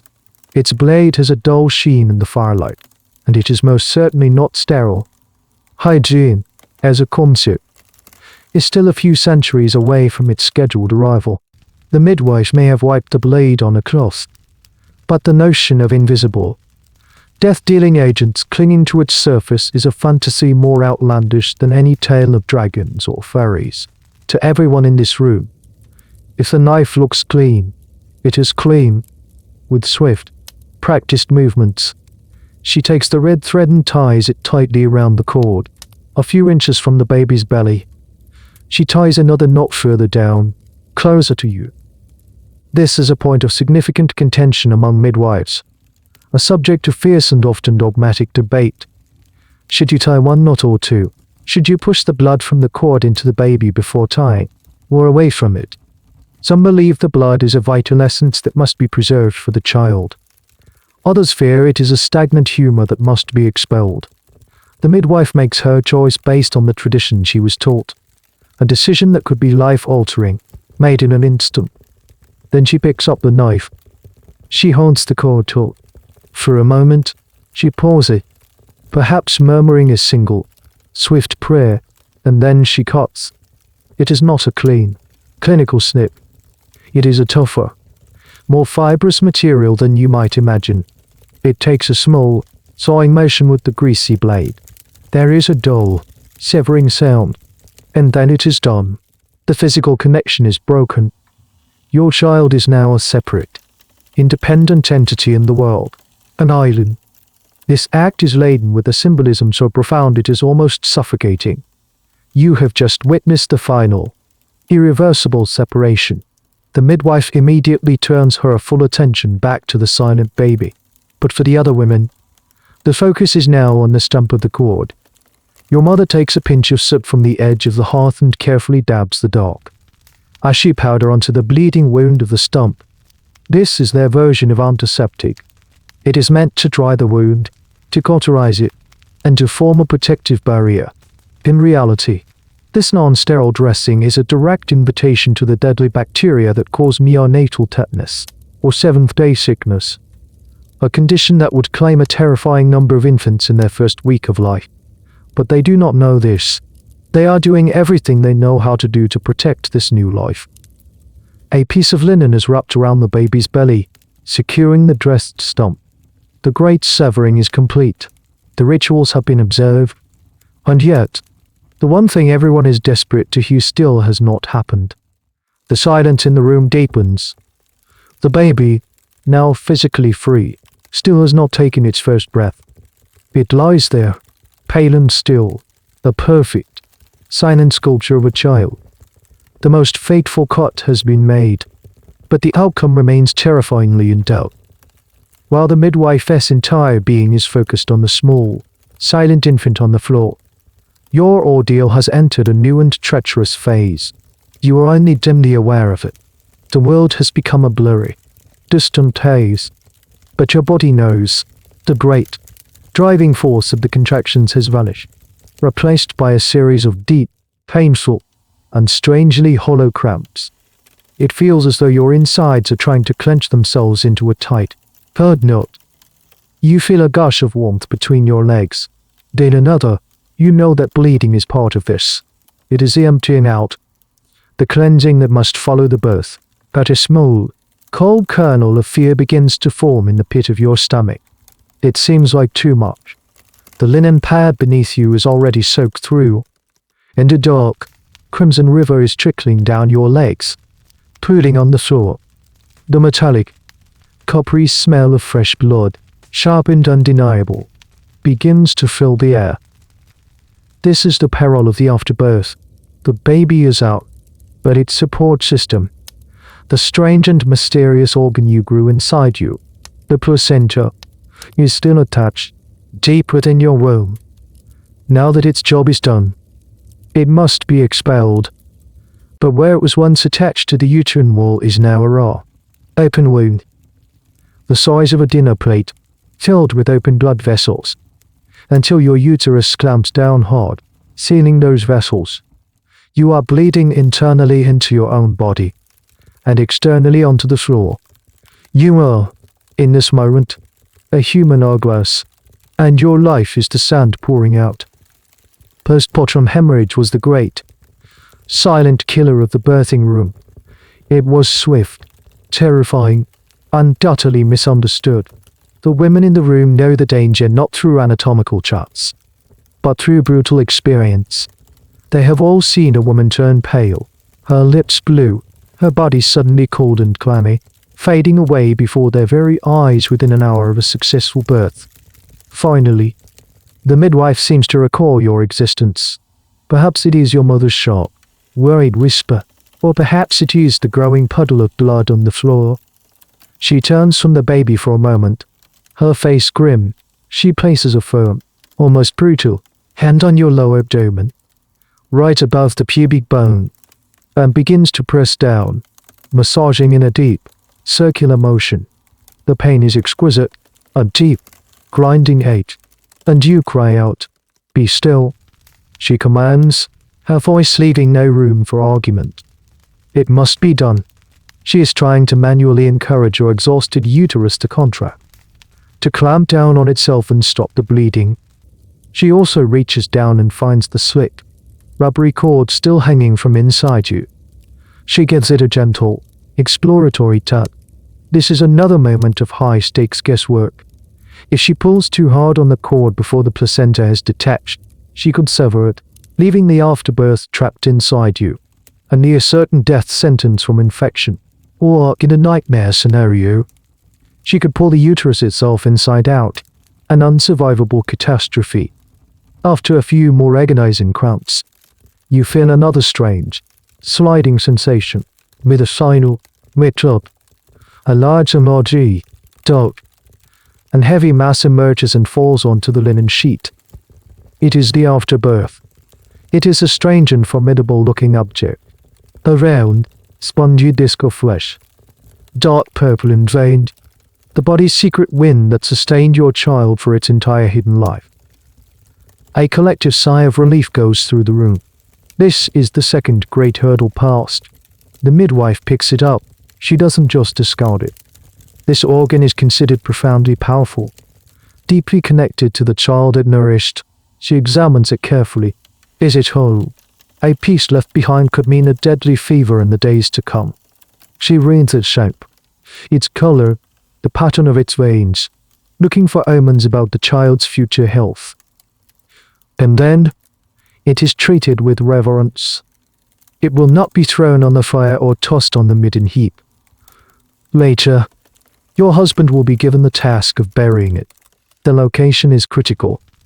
The placenta of a boy might be buried deep beneath a strong, sturdy oak tree, in the hope that he will grow up as strong and resilient as the tree itself. A girl's might be buried in the garden, or near a fruit tree, to ensure she becomes fertile and a good homemaker. This is the final act of sympathetic magic, tying the child's destiny to the fate of its first home. Some historians believe these rituals are remnants of a time when the placenta was seen as a literal twin, a spirit double that had to be laid to rest with honor to protect the living child. But that is for later. Right now, the immediate danger has passed. The placenta is out. The bleeding begins to slow. You are still here. And yet, as the women's attention turns back to the silent baby, a new crisis is blooming. Your ordeal is not over. It has simply changed its form. The room, for a moment, swims before your eyes. The flickering firelight, the shadowed faces of the women, The dark rafters overhead. It all seems to melt and swirl into a single, meaningless blur. A loud, rushing sound, like a great wind, fills your ears, drowning out the murmurs of the gossips. You feel profoundly, dangerously light. The blood loss, the hours of extreme exertion, the sheer shock to your system have brought you to a precipice. You slump back against the woman supporting you on the stool. Your head low and S to one side. Your neck suddenly devoid of the strength to hold it up. I'm cold. You whisper, the words a faint puff of air. It's a strange thing to say in the stuffy, overheated room, but it's true. A deep, penetrating chill is spreading from your hands and feet, moving inexorably toward the core of your body. Your skin is slick with sweat, but it is a cold sweat, tummy and unnatural. This is the emptying out. It's not just a physical void left by the baby in the afterbirth. It is a profound depletion of your life force, your vital energy. In the medical language of the time, your humors are dangerously out of balance. Too much blood, the most vital humor of all, has been lost. The delicate equilibrium that sustains life has been shattered. You are hovering in a liminal state, no longer pregnant, not yet fully a mother, not quite in the world of the living, but not yet among the dead. Your mother sees the change instantly. She sees the pale, bluish tint of your lips, the glassy, unfocused look in your eyes. Her face, which had relaxed for a moment after the delivery of the afterbirth, is now a mask of renewed terror. She grabs the heaviest wool blanket and wraps it tightly around your trembling shoulders. "Broth," she says, her voice sharp with urgency. "Get her the broth, and more ale." One of the gossips scurries to the hearth and ladles a thin, steaming meat broth into a cup. They bring it to your lips, but you can barely swallow. The warm liquid dribbles down your chin. They try to give you ale, the liquid bread that is a staple of your diet, believing its strength will pass into you, but your body seems to be shutting down, unable to perform even the simplest of functions. This was the quiet, insidious danger that followed childbirth. It wasn't always a dramatic, gushing hemorrhage that killed a woman. Sometimes it was this slow, creeping fade, a gradual slipping away as the body, pushed beyond its absolute limit, simply gave up. You were now in a race against time. Your body needed to stabilize. Your uterus needed to remain tightly clamped. Your system needed to begin the colossal task of recovery. But if the shock and blood loss were too great, you would simply drift away on a tide of exhaustion, into a sleep from which you would not wake. You are vaguely aware of being moved. With immense effort, the women lift you from the hard, unforgiving birthing stool and half carry you back to the straw mattress. The bed feels impossibly soft, and you sink into it, as if into a deep snowdrift. They pile more blankets on top of you, trying to fight the internal chill that is consuming you. They rub your icy hands and feet, their rough palms trying to chafe some warmth and life back into your extremities. The debate among medical historians is a poignant one. How did they even understand this state, without knowledge of blood pressure, shock, or cellular biology? What did they see? They saw a fainting fit, a swoon, or a wasting sickness. They attributed it to an imbalance of humors, a weakness of the spirit, or even the malevolent influence of a curse or the evil eye. Their treatments were based on this understanding. They applied heat to counteract the cold. They offered strengthening foods like broth and ale. They prayed, believing your soul was in danger of detaching from your body. You float in a hazy, dreamlike state. The voices of the women around you sound distant and distorted, as if coming from the other end of a long tunnel. You are detached, a passive observer of their frantic efforts. A part of you feels a strange sense of peace, a seductive invitation to simply let go, to stop fighting, to close your eyes and surrender to the immense, overwhelming weariness. It would be so easy, so simple, just to sleep. You have done your duty. You have produced a child. Perhaps this is the end of your story. You close your eyes. The darkness that greets you is soft, warm, and deeply inviting. Just as you feel yourself sinking into that soft, final darkness, a sound cuts through the fog. It is not loud, but it is sharp, shocking, and utterly new. It is the sound of a slap, a sharp, stinging smack of a hand against flesh. It is followed by a moment of perfect, ringing silence. And then, another sound. A sound the entire room has been holding its breath for. It begins as a wet, gurgling cough, a sputtering gasp for air. And then, it erupts. A thin, ready, but astonishingly furious wail. It is a cry of outrage, of protest, of life itself, raw and unfiltered. The baby is crying. Your eyes flutter open. The rushing sound in your ears recedes. The swirling room seems to snap back into focus. That cry, that fragile, furious sound, is an anchor, a rope thrown to you in the deep water, and you cling to it. It pulls you back from the precipice, back into the world of the living. The midwife is holding the baby upside down by its ankles, a position that looks brutal and terrifying to modern eyes. She had swept its back, a common and often effective method to shock the system and clear the lungs of any fluid or mucus that might be blocking the airway. The force of gravity, in this inverted position, helps drain the passages, and the slap itself is a powerful stimulus to a nervous system that has not yet learned the automatic, rhythmic process of breathing. It is a technique born of desperation and observation. Midwives knew that a baby needed to cry, and they developed a whole repertoire of shockingly robust methods to achieve that goal. If the slap didn't work, a midwife might chop the baby's skin vigorously with a coarse cloth, or even with salt, to create a painful, stimulating sensation. Some historical texts describe dunking the baby alternately in basins of hot and cold water, a form of extreme shock therapy. Others even recount midwives putting a drop of wine or a bit of spicy mustard on the baby's tongue. It was a philosophy of whatever it takes. As the baby's cries fill the room, the dense cloud of fear and tension that has been suffocating everyone finally dissipates. It is like the breaking of a fever. The gossips begin to smile, their faces wet with tears of relief. One of them makes the sign of the cross. Your mother, who has been frantically rubbing your hands, lets out a long, shuddering breath and buries her face in the blankets beside you, her shoulders shaking with silent sobs. The battle has been won. Life has taken root.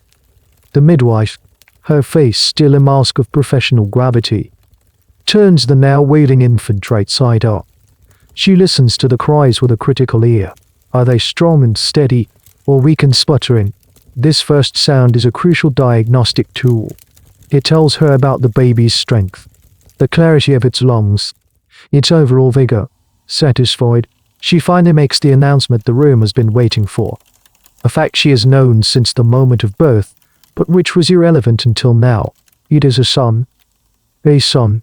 The words ripple through the room, bringing a new wave of relief and quiet celebration. A son. On you. A future for the family name. The gossips murmur their approval. Your mother looks at you, her eyes shining. A son. She repeats, as if the words themselves are a magic potion. You have not just survived. You have succeeded, in the most profound way a woman in your world can. The midwife hands the squalling, riddling, and very much alive bundle to your mother. The crisis is over, but the work has just begun. The midwife knows that this fragile new life, having survived the perilous journey into the world, now faces 1,000 new dangers.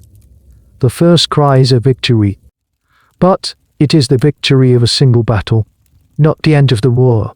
For you, pulled back from the edge by that cry, the sound is the most beautiful music you have ever heard. It is the sound of a future you did not think, just moments ago, you would have. With the immediate crises of birth and breath now past, a new, more methodical ritual begins, the baby's first bath and welcome to the world. It is not the gentle, cooing affair we might imagine. It is a practical, and rather strange, process, designed not just to clean, but to toughen, purify, and protect the newborn from the dangers of its new environment. Your mother takes charge of this next step, the midwife now acting as a supervisor. Her main work done. One of the gossips brings a small wooden tub, filled with raw, but not hot, water from the pot by the fire. The temperature is tested not with a thermometer, but with an elbow, the same way it has been done for centuries.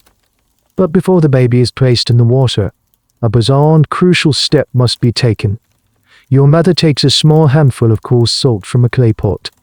She dips her hand in the water to make a salty paste, and then she begins to rub it, gently but firmly, all over the baby's tiny, red body.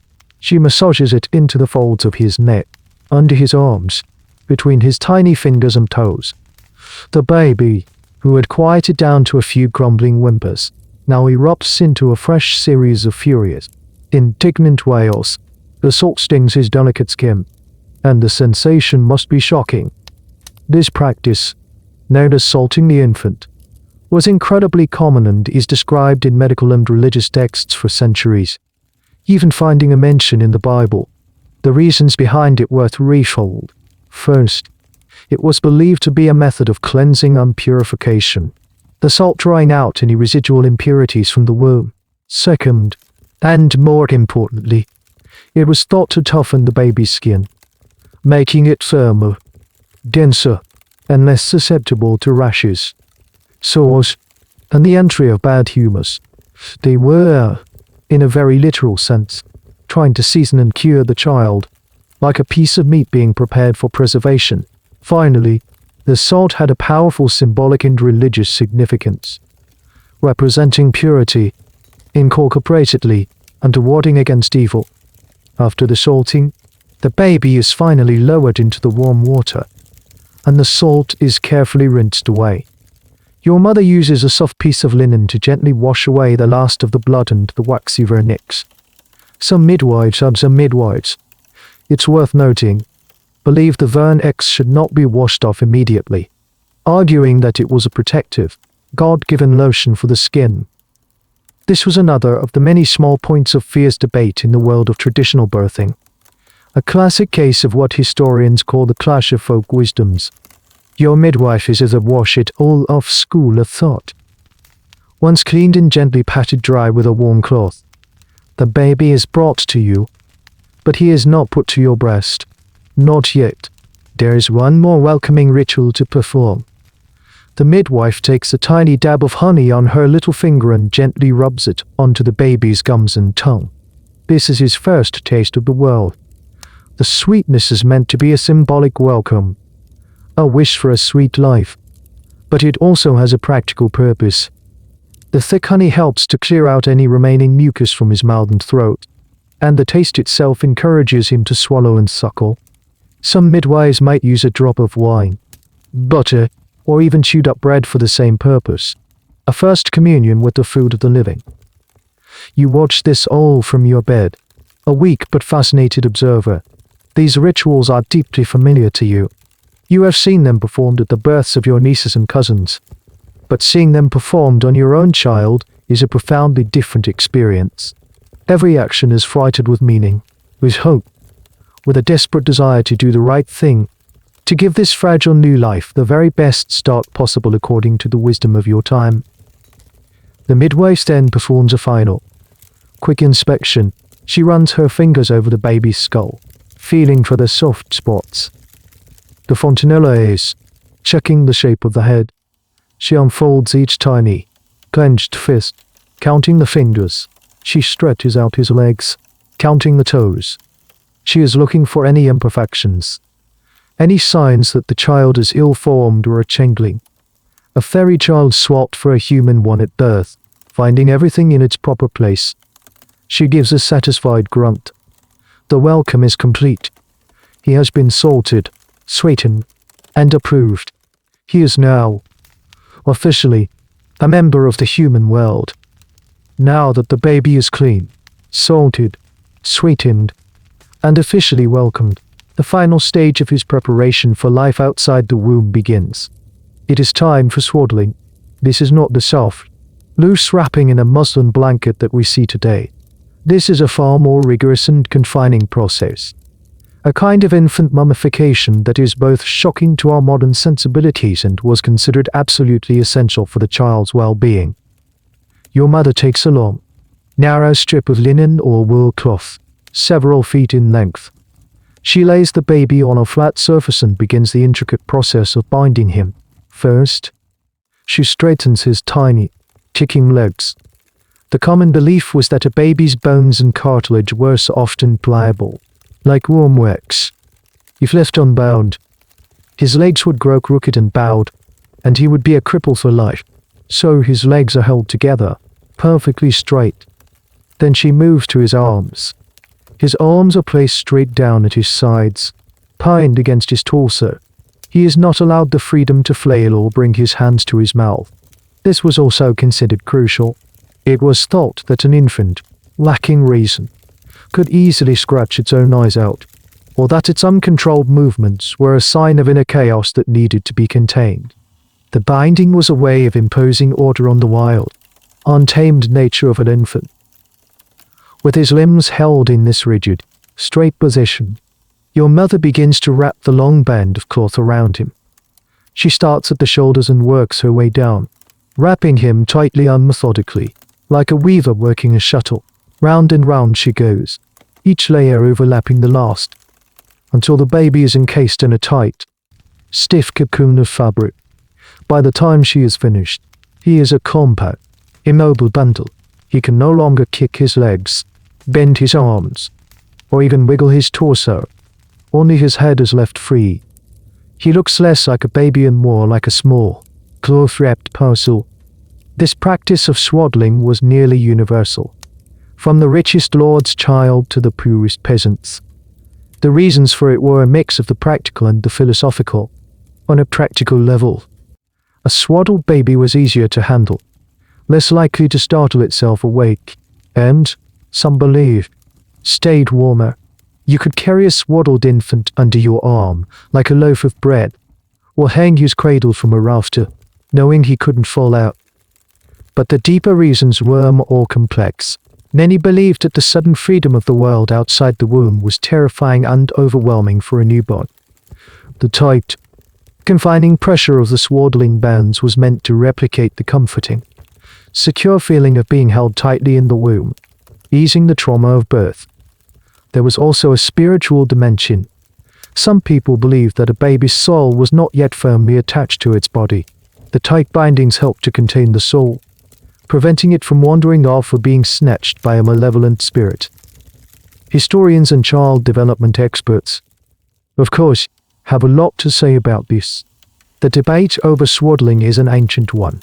Proponents, even into the 18th century, argued it was essential for proper physical development. Opponents, the smaller but vocal minority, argued it was cruel, unnatural, and led to weak, passive children. It's a fascinating example of how cultural beliefs about the very nature of an infant, are they chaotic beings to be controlled, or developing individuals who need freedom, can be seen in something as simple as how they are wrapped in a blanket. You watch as this is done, your son's furious cries muffled by the tight wrappings. There is no part of you that sees this as cruel. This is care. This is love. This is the correct and proper way to ensure your child grows up strong and straight. You were swaddled this way, as was your mother before you. To leave a child unbound would be a form of neglect, a shocking and irresponsible act. Finally, the wrapping is complete. The midwife inspects your mother's work, gives a nod of approval, and the stiff, compact bundle that is your son is carefully placed in a simple wooden cradle near the hearth. His face is red, his mouth is open in a silent, ongoing complaint, but his body is still. He has been processed, purified, unpackaged. He is now ready to be presented. The women's work is, for the most part, done. The sealed, sacred, feminine world of the birthing chamber is about to be breached. A hush falls over the room. The midwife gives a nod to your mother, who walks to the door and pulls back the heavy blankets that have sealed you off from the world for so many hours. She unlatches the simple wooden bar, and the door creaks open. A rectangle of grey, fading daylight spills into the smoky, dim interior, making everyone blink. The air that flows in is cool and fresh, a startling contrast to the thick, mull, human-scented atmosphere of the birthing chamber. Standing framed in the doorway is your husband. His face is a mess of conflicting emotions. He looks haggard, his eyes shadowed with the exhaustion of a long and anxious vigil. His clothes are rumpled, and there is a smudge of dirt on his cheek. He blinks, his eyes trying to adjust to the gloom, trying to read the faces of the women inside. Is it a room of celebration, or a room of mourning? For a long moment, nobody speaks. Then, your mother steps aside, creating a path for him. "You have a son," she says, her voice quiet but filled with a deep, bone-weary pride. The tension in your husband's shoulders visibly dissolves. A slow, wide grin spreads across his face, a look of such profound relief and joy that it transforms his entire demeanor. A son. He has a son.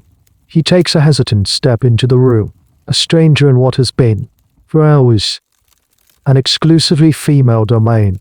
The gossips start to let him pass, their faces now wreathed in benevolent smiles. He has been admitted back into the narrative. His first glance is not at the cradle. It is at you. He comes to your bedside, his eyes scanning your face, looking for the truth. Are you well? Are you truly alive? You are pale, exhausted, a ghost of your usual self. But you manage a weak smile. He reaches out and takes your hand, his rough, calloused palm enveloping yours. It is a moment of quiet, profound reconnection. The two of you have passed through the fire and come out on the other side. Only then does he turn his attention to the cradle. He approaches it with a kind of reverence, a shuffling, uncertain gait, as if he is approaching an altar. He peers over the edge of the simple wooden box. Inside, this swaddled, red-faced, and still faintly complaining bundle is not, perhaps, the beautiful heir he might have imagined, but it is his. It is real. His reaction is a complex cultural artifact, and the subject of endless discussion for social historians. How did a medieval father feel in this moment? We are often fed a caricature of the distant, authoritarian patriarch, concerned only with heirs and inheritance. And while the continuation of the family line was undeniably a central concern, personal letters and other documents from the period suggest a much richer and more complex emotional world. The joy, the love, the profound and terrifying weight of responsibility. These feelings are timeless. He might not know how to hold the baby. He will likely not be involved in its daily, messy care. That is women's work, but his role is now transformed. He is not just a husband, he is a father to a son. This elevates his status in the community. He has fulfilled his primary duty to his lineage. He has a future. He reaches a single, hesitant finger into the cradle and gently touches the baby's cheek. The infant, in response, turns his head toward the touch, his mouth making small, rooting motions. It is a tiny, instinctual gesture, but it is a connection. A bond is formed in that simple, quiet moment. The atmosphere in the room has completely shifted. It is no longer a sacred, sealed-off space of female mystery and pain. It is a family room again. The gossips begin to chatter more freely, offering their congratulations to your husband. He has your eyes. One says, a classic and probably untrue pleasantry, a strong back for the plow. That one, another declares. Your husband, however, is not just feeling joy.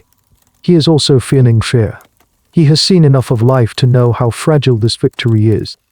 He looks from the tiny, vulnerable face in the cradle to your own pale, exhausted one. He has gained a son. But he knows, with a certainty that chills his newfound joy, how easily he could still lose either of you, or both. The most dangerous day is almost over, but the dangerous weeks and months have just begun. His new role as a father is not just one of pride, but of profound, prayerful vigilance. Now that the father has seen his son, and the room has settled into a state of cautious celebration. The next great challenge presents itself. It is a quiet, intimate struggle, but it is every bit as critical for survival as the drama of the birth itself. It is time for the baby's first meal. Your mother, with a gentle efficiency, picks up the swaddled bundle from the cradle and brings him to you. She helps use it up, propping you against a pile of wool-stuffed bolsters. You are still weak. Your movements slow and deliberate. The room is a little too bright. The voices a little too loud. But you know this is the next vital task. She places the stiff, compact baby in your arms. He feels surprisingly heavy, a dense and solid weight against your depleted body. His head, unsupported by the swaddling, wobbles, and you instinctively cradle the back of his neck. His crying has subsided into small, grunting sounds, and his tiny mouth is opening and closing. A little pink rosebud of instinct. He is rooting, searching for the source of food that his body knows must be near. Your mother helps you unlace the top of your linen shift, exposing your breast. The moment feels both profoundly natural and incredibly awkward. The gossips, who had given your husband space, now discreetly draw a little closer. Their years of collective experience focusing on this small, intimate drama. They are the coaches, the critics, and the cheerleaders for this next critical performance. Bring him to it. Your mother instructs, her voice slow. Don't bring yourself to him. You try to guide the baby's searching mouth toward your nipple. It is a clumsy, fumbling process. He turns his head the wrong way, his mouth latching onto your knuckle instead. You try again, and this time he finds the right spot. But his mouth is too small, his lips too shallow. He makes a few frustrated, suckling motions and then pulls away, his face screwing up as he prepares to let out a fresh wail of complaint. No. One of the gossips chimes in from the foot of the bed. You need to press down on the top, to give him room to breathe. She should express a little of the milk first, to give him the scent. Another one counters, her arms crossed with an air of authority. This is the gauntlet every new mother faces. There are no lactation consultants, no books, no helpful diagrams. There is only the conflicting, and often forcefully offered, advice of the women around you. And the raw, desperate instinct of your hungry child. The first milk, nicosotrum, is a thick, yellowish fluid, and you may only have a few precious drops of it. The women in the room know it is important. They call it bee stings or from milk, but they don't know why. They don't know it is a super-concentrated liquid packed with antibodies, a vital elixir that will provide the baby with his first crucial immunization against the deadly germs of his new world. They just know it is the right first food. The struggle continues. You are sore. You are exhausted. And your body feels alien to you. The baby is a tiny, demanding stranger. A feeling of frustration, even panic, begins to well up inside you. What if you can't do it? What if he won't feed? What if your milk never comes in? These are not small anxieties. In a world without any safe alternative, a failure to breastfeed was a potential death sentence for a child. There was no formula. The only other option was a wet nurse, a luxury available only to the very wealthy. For a family like yours, if you could not feed your child, the alternatives were grim. They might try feeding the baby pap, a thin paste of bread or flour mixed with water or animal milk, fed from a dirty rag or a carved animal horn. This was a direct route to fatal diarrhea and malnutrition.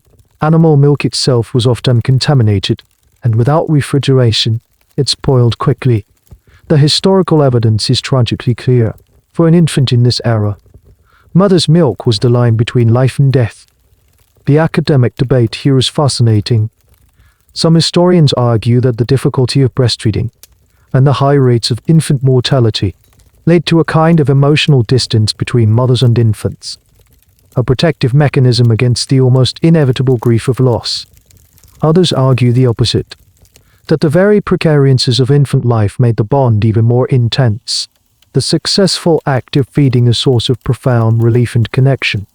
Finally, after several more clumsy attempts, with your mother physically positioning the baby's head in your own hand, something clicks. The baby latches on, his small, powerful mouth creating a surprisingly strong suction. His whole body goes still, his brow furrowed in concentration. You can hear the faint, rhythmic sound of his swallowing. He is feeding. A wave of relief, so profound it almost makes you dizzy, washes over you. You look down at the small, dark-haired head nestled against your body, at the tiny, working jaw. A connection is being forged, a bond of nourishment and survival. You have passed another test. For now, in this moment, you are all your child needs. You are his entire world. As dusk begins to settle outside, casting long, deep shadows into the room, a new and more subtle kind of vigilance takes hold. The great, physical dangers of the birth may have passed, but now the unseen dangers, the spiritual threats, are believed to be at their most powerful. The baby, having successfully navigated his entry into the world and taken his first meal, is now at his most vulnerable to the forces of malice and envy. The midwife, who has been quietly observing, now begins a series of small, protective rituals. She goes to the hearth and picks up a pair of iron tongs. Iron, everyone knows, has the power to repel evil spirits, fairies, and all manner of malevolent beings. She walks over to the cradle where your son is now sleeping. A tiny, swaddled log, his belly full.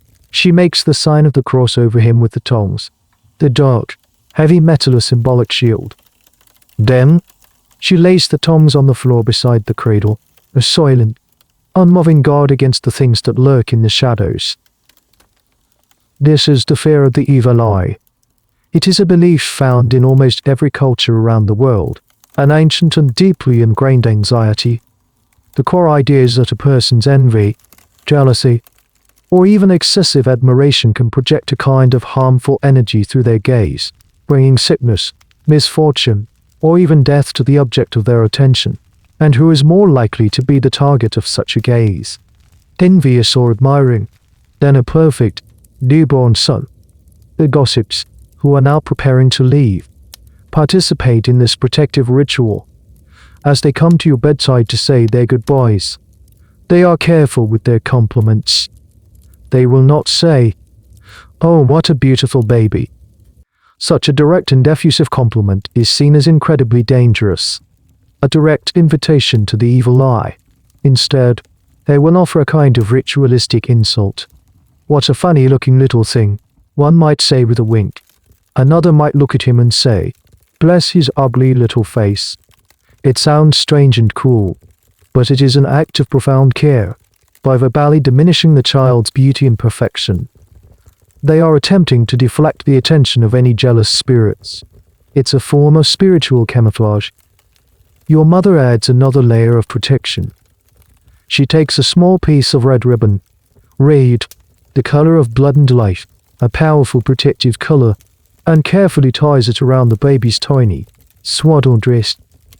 This small, bright piece of color is a lure, an amulet designed to catch the first glance of the evil eye, drawing the harmful energy to itself and away from the child.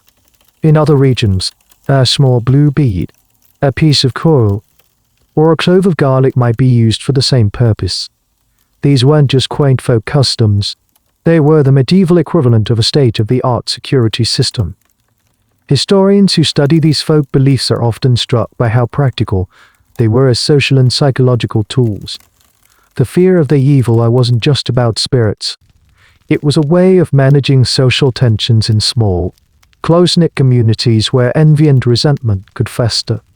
If your neighbor's cow suddenly went dry after you had admired it, or if your child fell sick after a stranger praised him, the evil eye provided an explanation. It was a no-fault way of understanding misfortune. It also encouraged a certain kind of social modesty. You learned not to boast about your good fortune, lest you attract the envy that could so easily curdle it into tragedy. As the last of the gossip leaves, your mother closes the door, But she doesn't bar it. Instead, she takes a sprig of rowan or hawthorn, a fairy tree known for its protective properties, and tucks it into the doorframe. And she might take the broom and lay it across the threshold. Everyone knows that a witch or an evil spirit cannot cross over a broomstick. It is a simple, domestic piece of magic. You lie in your bed, watching these quiet, deliberate acts of protection. You are exhausted, but you are not yet at peace. Every strange creak of the house, every flicker of a shadow in the corner of your eye, is a potential threat. You look over at the cradle, at the small iron tongue standing guard in the flash of red ribbon on the swaddling cloth. You have done everything you can to protect his body. Now, your small family circle is doing everything they can to protect his soul. The long night has just begun, and it is filled with dangers you cannot see, but which you believe in with all your heart. The room is quiet now. The gossips have gone, their chatter fading into the deepening twilight of the village. Your husband is sitting by the fire, silently carving a piece of wood, his hands needing a task to quiet his restless mind. Your mother is tidying up, her movements slow and weary. The air is thick with the aftermath of the day's battle, the scent of blood, herbs, sweat, and wood smoke. And in the cradle, your son sleeps. But this quiet is not restful. It is a tense, temporary truce. A profound anxiety still hangs in the air, because the most important task of all has not yet been completed. Your son has been welcomed into the world of men, but he has not yet been secured in the eyes of God. He is still in a state of spiritual peril. He has not been baptized. In the theology of your time, this is not a minor detail. It is a matter of eternal life and death. The doctrine of original sin, the idea that every human is born tainted by the sin of Adam and Eve, is a powerful and terrifying reality. An unbaptized infant who dies, it is taught, cannot enter heaven. Their soul is trapped in a state of limbo, a place of eternal, joyless twilight, forever separated from the presence of God. It is a fate so terrible that the thought of it is a constant, gnawing fear for every new parent. And infant death is not a remote possibility. It is a statistical probability. The first few days of life are a minefield of potential disasters, from infections to unexplained court deaths. You know this from the rows of tiny, unmarked graves in the churchyard. So the race is on. The child must be brought to the church, to the holy font, and washed clean of his original sin as quickly as humanly possible. Preparations are already being made. A small, fine linen gown, perhaps the one you were baptized in, has been laid out. Your husband's brother has been sent for. He will be the godfather. Your sister will be the godmother. These are not just honorary titles. They are a sacred trust. If you and your husband were to die, the godparents would be legally and spiritually responsible for raising your son, for ensuring his Christian education. The choice of godparents is a crucial social and strategic decision, forging a new and powerful bond between two families. The plan is to go to the church tomorrow, at first light. But what if the baby doesn't make it through the night? This is the fear that haunts the room. You watch your son's small, swaddled chest, looking for the steady rise and fall of his breath. Every sniffle, every sigh, sends a jolt of panic through you. Is he sickening? Is he fading? In cases of extreme urgency, if a baby was born very weak or seemed to be failing, a midwife was sometimes authorized by the church to perform an emergency baptism herself. This is a fascinating and much debated point among historians of religion. Granting a woman, especially a midwife who often dabbled in folk magic, the power to perform a holy sacrament was a huge concession from the male-dominated clergy. It shows just how seriously they took the threat of an unbaptized death. The midwife would simply take a cup of clean water, pour it over the baby's head, and recite the holy words. I baptize you in the name of the Father, and of the Son, and of the Holy Spirit. A soul would be saved, right here on the dirt floor of a peasant's hovel. But your son seems strong. His cries were lusty. He has fed well. The midwife has declared him fit. So the plan for a proper church baptism holds. Still, the night is long. Your husband gets up and quietly checks on the baby, his large, rough hand hovering over the cradle as if he could physically ward off any encroaching illness. Your mother murmurs a prayer as she banks the fire for the night, the embers glowing like watchful, red eyes in the darkness. You lie in your bed, too tired to sleep, your mind cycling through a loop of hope and fear. You think of the cold stone of the church, the echoing voice of the priest, the feel of the holy water on your son's head. That single, sacred act will be a shield, a passport to heaven, a guarantee of his eternal soul. It is the final, and most important, layer of protection. Only after the baptism will the celebrations truly begin. Only after his soul is secured can everyone in the family finally, fully exhale. Until then, you watch, you listen, and you pray that he will survive the night to see the dawn of his own salvation. The long, watchful night finally gives way to a thin, grey, pre-dawn light. You have not slept, but drifted in and out of a shallow, restless state. Every snuffling sigh from the cradle pulling you back to full, anxious consciousness. But he has made it. He has survived the darkness. The house slowly stirs to life, but with a new and focused energy. Your husband is already up, his best tunic laid out, his boots cleaned of their usual mud. Today is a holy day for your family. Your mother carefully waddles your son, her movements practiced and gentle. She cleans him and then dresses him in the fine linen baptismal gown. It is far too large for him, a soft, white cloud of fabric that signifies the purity he is about to receive. You are not going with them. The church has strict rules about this. A woman is considered unclean for 40 days after childbirth, a period of ritual impurity known as churching. You are forbidden from entering the sacred space of the church until you have gone through a special ceremony of purification. It's a frustrating and isolating custom, a remnant of ancient purity laws, and a source of debate for historians who question its impact on a new mother's mental and spiritual well-being. Was it a sacred period of recovery, or a form of religious quarantine? So you must stay behind. You watch as your sister, the godmother, arrives, her face scrubbed and shining with the importance of her role. She takes the baby from your mother's arms, her touch a little clumsy, a little nervous. Your husband gives your hand a final, reassuring squeeze, his eyes telling you everything he cannot say, and then they are gone. You are left in the sudden, profound quiet of the house. Your mother is with you, but the central focus of the last 24 hours, the tiny, demanding presence of your son, is gone. The silence feels enormous. Empty. All you can do is wait, and pray that everything goes smoothly. You imagine their journey. The small procession walking the muddy path to the village church, the baby held tight against the morning chill. You picture the church itself, cold and smelling of damp stone and incense. The priest, his vestments ornate, his voice echoing in the stone nave. You see the great stone font, filled with holy water that has been blessed and exorcised, freeing it from the influence of any demons. You imagine the ceremony. The priest will ask the godparents to renounce Satan and all his works on the baby's behalf. He will anoint the child with holy oil. He will perform a ritual known as the EPHP, touching the baby's ears and mouth with his spittle, just as Jesus was said to have done to a deaf and mute man, to open them to hear and speak the word of God.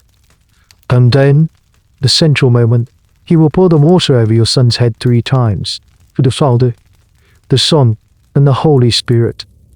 In that moment, a profound, metaphysical transformation occurs. The stain of original sin is washed away. The gates of heaven are open. Your son's soul is saved. He is no longer just a member of your family. He is now, officially, a child of God, a member of the great, universal Christian community. The wait feels endless. You listen for the sound of their returning footsteps. Your mother bustles about, preparing a small meal for their return, A quiet, celebratory feast. The birthing chamber is being transformed back into a normal room. The extra blankets are taken down. The birthing stool is put away. The floor is swept clean. The evidence of the ordeal is being erased, replaced by the quiet order of daily life. And then you hear them. The sound of voices, cheerful and light. The door opens, and they are back. Your sister places your son, now officially a Christian, back in your arms. His hair is still damp from the holy water. He smells of oil in the cold morning air. Your husband is smiling, a deep, easy smile of a man whose greatest fears have been allayed. You look down at your son. He is the same baby who left an hour ago. But in the world view you inhabit, he is completely, fundamentally, and eternally changed. He is safe. As the sun climbs higher, casting its first warm, golden rays through the open door, a profound sense of peace settles over you for the first time in what feels like a lifetime. The pain, the fear, the blood, the prayers. It was all a passage, a dark and dangerous tunnel you had to travel through. But you have emerged on the other side. You and your child, against all odds, have survived the most dangerous 24 hours of your lives. A dawn of hope, fragile but real, has finally arrived. And now, as our story comes to its quiet conclusion, you can feel that sense of peace beginning to settle over you as well. The journey is complete. The trials have been passed. The most perilous night has given way to a soft and gentle morning. You can allow the last remnants of the story to simply dissolve, like mist in the sunlight, leaving behind only a feeling of deep and profound rest. The struggle is over. There is nothing left to do. Nothing at all. You can just be. The weight of the blankets around you, the gentle rhythm of your own breathing. These are the only things that matter now. The world of the story fades, and in its place, a quiet, welcoming space opens up before you. It is the safe harbor of your own deep and restorative sleep, a place of perfect stillness, where you can drift, untroubled and at peace, until your own new morning arrives. The final word has been whispered. If your mind is still gently stirring, you're welcome to drift into another of my stories. If not, I wish you a deep and peaceful slumber. Good night.